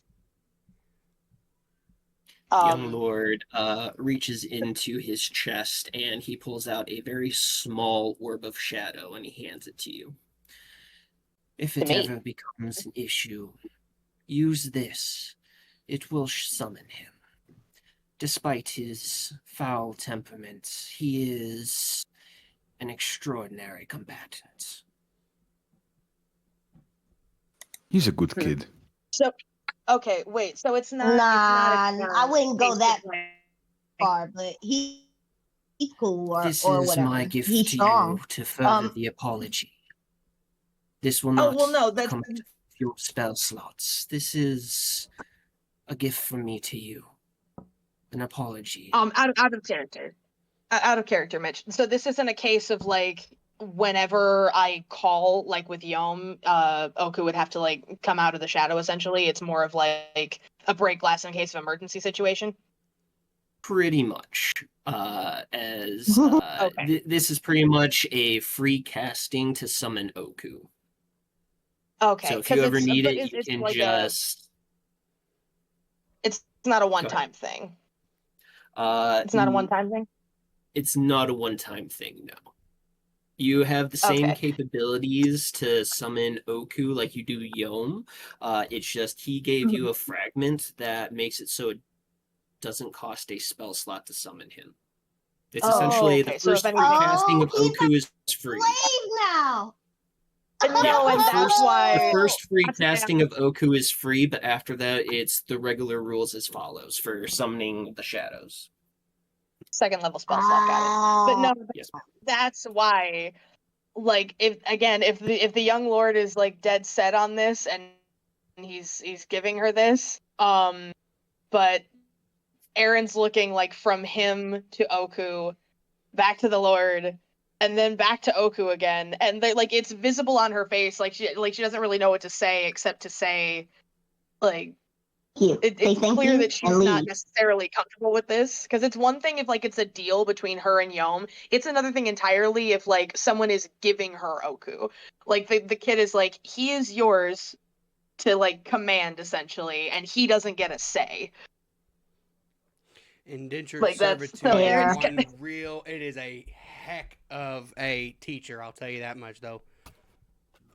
And I would like to reiterate, Tirius has no problem with this. I'm sure he So does. if you choose to kind of transfer the ownership, he's not gonna say no. No. I actually. She has the ownership. She's a part of the hand. I had actually thought about this earlier. I want to see what you think about it, Aaron. You're supposed to be teaching the young lord about maps and stuff, right? Yeah, and just in general. Okay, just in general. Okay, I was gonna ask. Yeah. Is it possible to take you did take physical the journal into your in your like dreamscape with you, right? Or did you like have to like manifest it in your mind and give it? I think she had the physical copies with her. Okay. Yeah, I have the physical copy. Yeah, because why? I genuinely earlier was like wanting to give Sky's little vial of blood to somebody, because I noticed that one of your guys or whatever was like actually studying and like paying attention. I wanted to give it to you to give to them, but I don't know how to do that. How do I do that? I think if Erin goes into the shadowscape, like whatever's on her is with her in that same scape. Yes, Mitch? Or is that? Yes. Do I have that right? Yes. Okay. So yeah, if you give it to me, whatever is in your persons is what you bring with you. Can I? Is it possible? Yeah. Is she in this? Would you say you're in the same meditative state that you were in when you were with me in Branch? I mean, maybe not necessarily on purpose. Like, she wasn't trying to go to the shadow realm, but like it kind of happened. Like, she just kind of dozed off. Yeah, like it wasn't intentional. She just kind of dozed off, and then the Lord was like, "Hey, I got to talk to you." Let me try something. Hey, Mitch, can I look into a shadow and tap it and be like, "Hey, buddy, are you there?" If it's Aaron's shadow. Okay, I'll get beside Aaron's shadow. Yeah, it would have to be mine. I'll go against it and go, "Hey, buddy, are you there? Are you there?" Like literally just like physically tapping the ground. Crocodile popping out of the water. You see Yom's head just kind of like emerge up to like his eyes as he goes, "Hey, what's up? What you need?" Hey, I think Aaron is talking to your friends or something. I wanted to give this to. Yeah. I don't want to get super involved. I just wanted to give this to somebody who could study it. Is there somebody among you who could study this? He's like, I don't want to know. I'll give it to one horn get. And he puts his arm up out of the shadow. Okay, I look at him. I go, I'm gonna hand this to you. Do not grab me. Okay, I'm not trying to be a part of all this. This is y'all's thing. Don't grab me. Take the vial, but don't take me. My god. I'm so serious. You just see an eyebrow raised and a sharkish grin cross his face and goes, "I would never do that to you, Bofer." I pull out a piece of jerky and go, "I will give you this jerky if you don't pull me in here." You know that's fair trade, thanks. Okay, here we go. I don't want to go in there. I don't want to go in there. After Calliope came out, like, traumatized, I don't want to go in there. I'm like, no, you go, you do your thing. Do your thing. If Aaron wants me to come in there, a dark place. If Aaron wants me to come in there at some point, she can voluntarily ask me, but I'm not going in there of my own free will and volition. You go ahead. From behind you, Aaron, you see Yom kind of walk out from behind you, munching on a big piece of pepper jerky. As goes, "Hey, bookworm, how's it going?" Erin looks up and is like, again, she just kind of goes, yeah, in the middle of something at the moment, but otherwise fine. Again, she still hasn't like taken the orb because she's conflicted. Young goes, oh yeah, right. Good luck there, Oku. Dumbass. As he walks by, goes, hey boss man, I'm off to talk to the one-horned git. And he just kind of strolls across the hand and disappears into the shadows over where the curator's throne would be. Erin face palms and just, he's so helpful, our Yom. He's so helpful. Beautiful. We love him. He's our little finger. I genuinely, I want you to know this, He's Mitch. the fuck you to the team. I want you to know this, Mitch. I was fully expecting you to attempt something like pulling Bopher in. That's why I said I will give you jerky. Do not pull me in. I don't want to be a part of this. So here, I will bribe you with snacks. You're figuring out the economy for Yom. If he doesn't want to do fucking sketchy shit, you just gotta feed him. Yeah. I figured it You can out. bribe him with snacks. I figured it out. So now we just gotta figure it out with Oku. What is Oku's version of snacks? Well, what is the way to? Obviously, He is called the concubine. he likes the other types of snacks. Bitches are his snacks. He likes real snacks. We get Real him snacks. bitches. We get him bitches. Then we may need to that he pair can him feel up. like Twinkies, and then he'll be okay. We may need to pair him up with Tyrius then, because at one point Tyrius had 2 women with him at one point. So Tyrius may need to be No, that he guy. had And 3 one of women. them Excuse me, that was three. 3, not 2. Oh, my bad. 3. My bad. Yes, he had 3 women, and one of them had a hand coming out of her boobs. Listen. AI generation has been forget. right there. Yeah. You have So, no okay. idea Get the what that biscuit. extra hand could do.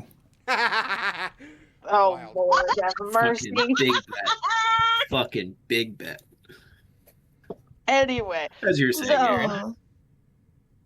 Oh, again, Aaron's staring after Yom, where he left her to deal with this mess, and is gonna look at the Lord again, and then look at Oku, because she still hasn't taken the orb, and be like, okay, she's gonna take the orb from the young Lord. The orb If only- it yeah. feels like an ice cube in your hand. Like again, how do I want to approach this?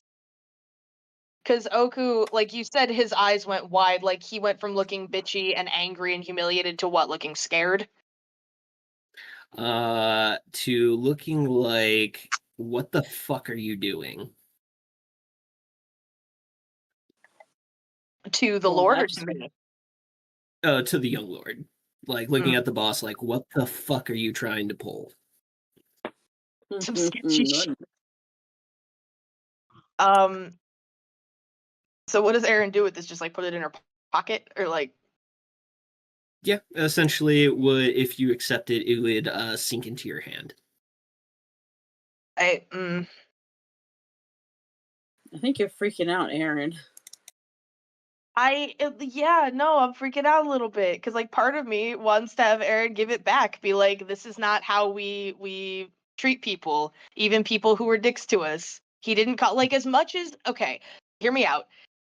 Again, this is out of character. As much as he clearly traumatized Calliope and clearly pissed off Erin, making him her servant in this moment, I feel like is not the way to resolve this. So like what? But then also, everybody made the good point of like, we're losing tyranny and every ally counts right now, so that's fair. And like Aaron's obviously not going to abuse this guy, but like, what do we do in this situation? What's my duty of care here? Can you give me a chance to cuss him out, please? Conflict as he goes, we have divined, and we have seen that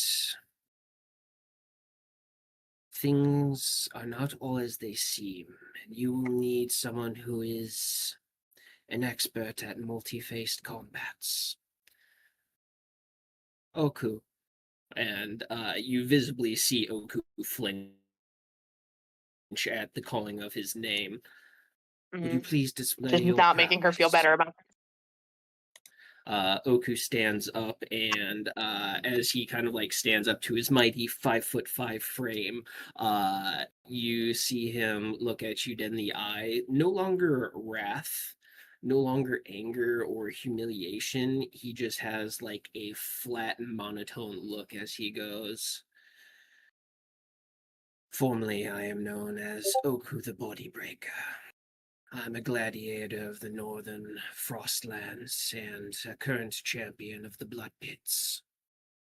I specialized in multi-front combats. Wait Essentially a one fucking versus second. many." He kind The of blood puts pit? his head down and he looks over. "Young lord, would you be so kind to put some of my latest fights on display?"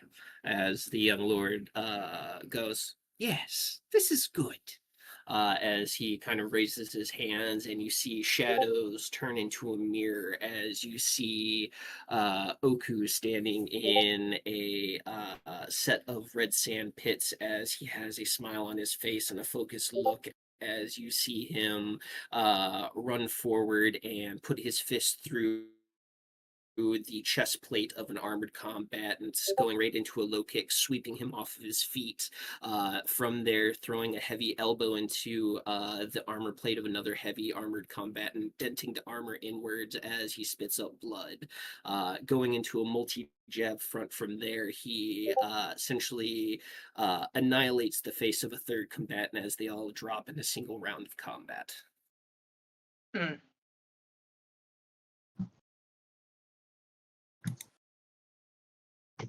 I am the descendant of a frost giant. Technically, I am half Goliath, if you must know. Does that mean he comes back from the dead? Frost giants have an affinity for cold. They are unaffected by cold damage. Oku continues and goes, "My mother was human. My father was half giant. I have been outcasted because I have committed grave sins across my clan," as he throws on a very wide smile. "Due to personal reasons, I annihilated them. They had it coming, even by my standards." As he turns around and you see on his bare shoulders on each side there is a elvish tattoo, well, brands really. The first one is a giant and elvish word for murderer. On the other side it says in elvish pleasure. Oh boy. Oh my God. He's a very complicated one. Oh boy. Yeah. Question. That's fun. Question. I'm clarifying so I don't get duped. I'm laying a note in Aaron's lap that says "gave Young blood." I'm not getting sucked in. I saw that in the chat. I'm not getting sucked in, am I? No. Oh my God, Okay, good. Steven. I don't want to be a part of it. I don't want to meet this kid. I don't want to meet this kid. They quit poking at Yum. I'm trying. No. I'm trying to get to you because I know you probably saw Yom or something. So I'm like, oh, she probably doesn't know why Yom did this. I'm trying to I'm like tweezers. Like I'm moving it like here. Yes, so Yum went towards the curator's area, essentially. So the curator is the pointer's finger, and he went towards that area with the vial in hand as he cackled at Oku. And moved forward. And also, like, Aaron didn't even think to ask why he was here. She just figured, like, oh yeah, we're in the shadow place. Yom's a part of the shadow place. We're all shadow people here. So, like, she didn't even question why Yom was talking to her. Or, like, why he would go off to talk to Gilmore. Mm-hmm. So she doesn't even actually know. She won't know he has the blood until she wakes up out of this. Because she's got other things she's dealing with right now. So the note is helpful. Just quit. Bofer has tongs and is doing this. Like, yeah. I have this note. There you go. If you don't want to be in it, quit. I'm trying to help. I'm trying to help from a distance. Like here, you have the note. Anyway, So you said the elvish words on his back were brands. Yes. In particular, the pleasure brand. Would that mean anything to Aaron? It's often occupied with those who occupy brothels frequently. Yep, that's what I was afraid of. As in like He's a hoe. no, we no, gotta no, no, we no, gotta say them with the snap. With the snap. no. His name is the concubine. Is he a patron of the brothel or an employee? Oh. Both. Oh. Both. Okay, that's what I thought. And that's one more like that's Aaron's again. It's a given pause seeing that, but just kind of nods, like takes all of it in, everything he said, and is very aware, by the way, that he is actively dissociating while he's saying all of this. Like the flat monotone was not lost on me in that moment. Fair. Like he's clearly not comfortable with this at all. Did his family own the brothel and was running it with other family? And he killed the brothel? We don't know. We know nothing. And just like her eyes fixate on that brand for a second, and then I'm assuming he turns around and she just kind of nods. Past that, I have several unique abilities specific to myself. I have high speed regeneration. I can regenerate up to a whole limb within 6 seconds. Oh, that's. And And I am also as long a as you can't master of the regenerate a head. Q-Tem killing techniques. I'm sorry, Mitch, can you repeat that? He looks at you and goes, I am also a master of the Q-Tem killing techniques. What are those? Would Aaron know what those are? You would not. This is very deep Giants lore. Ah, okay. Like, I mean, if I would imagine, yeah, even a history check might not give me much. But I mean, you're more than welcome to try. The DC will be pretty chunky, though. yeah, I figured as much. I'll do it just for the sake of it because now I'm curious. But like, let's see. That's the 16. I I'll imagine give you a no. bardic inspiration. What do I roll for that? It's a D6 or D4? D8. D8. Eight. Okay, cool. These barticks are Nice. getting intense. Okay, 16 plus a 4, dirty 20. Dirty 20. Yeah. So the Q-Tem techniques are essentially a very vague form of giant martial arts. Okay. And that's all I get off of that? Yes. Okay. That's, again, yeah, it makes sense. Erin's a half-elf book nerd from the city. She don't know nothing about no giant martial arts. Except, like, passing mention in books. Yeah, Maybe, like, I a mean, and paragraph as you 5 look years at ago. like Oku, like you see that he's clearly like a martial artist. Like around his wrist, he's got those large, like 2-inch prayer beads that go around his wrists and his ankles. Mhm. He has very loose fitting, kind of like baggy pants that are tight around the waist. Easy to move in. Essentially is just wearing like a vest with like a loose undershirt underneath that makes it very easy to move in. But yeah, extremely built little man. Got it. We love our short king. We do love our short kings. We do. Love a short king. Again, Aaron's gonna nod. And sincerely, like, you know, that's very impressive. He kind of looks at you, almost has curiosity on his face as he goes, thanks? Almost And like he's just- unsure of what to do with that. Yeah, she's unsure what to do about this whole situation. They're in the same boat together, man. Like, and again, I feel like that would be very, like, she's not making any attempt to hide how she feels about the situation. Like, I don't think she knows how in this moment. Like, how would you? So it's clear that, like, she is very conflicted in this moment, and it's all on her face. So, like, he can take that for whatever it's worth. Like, this was not her idea. Because she was ready to, like, accept his apology and his word that he would never put hands to Calliope or the others, and, like, just take it at that and leave. And then the young lord's like, I have an idea. Let's do this too. So yeah. I mean, Oku did cross some lines, so I mean, this is just the young lord punishing on his own path. True.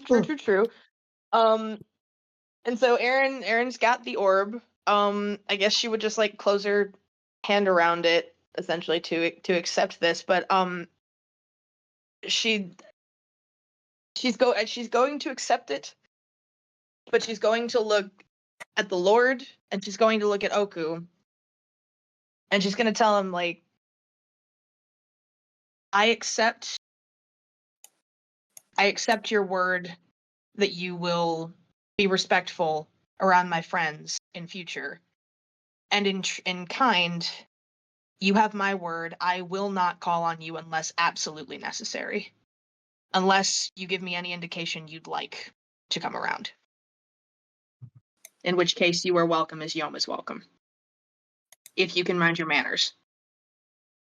Okay, but can I smack him at least once? The corners of his mouth kind of, like, twitch into a half smile as he goes, very well. Although I am always down for a bloody fight, so anytime you don't wish to call upon that scrawny animal, and kind of, like, looks over at the middle finger station, I'm always willing to help in a fight.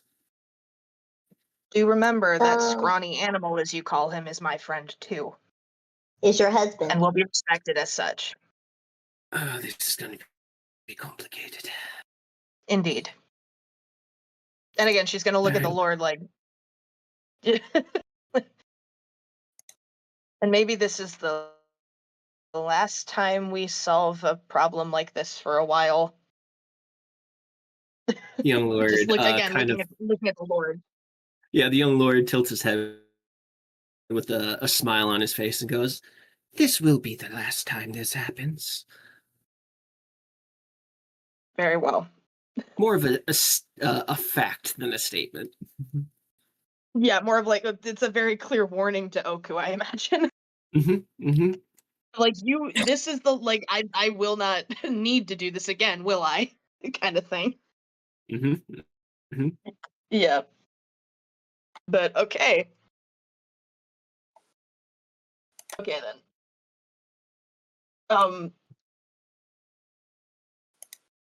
And I think she would ask, was there anything else we needed to discuss?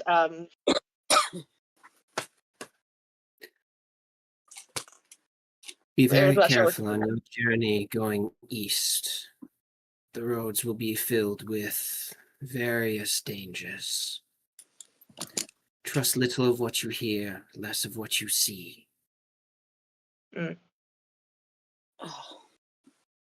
I'll be sure to keep that in mind.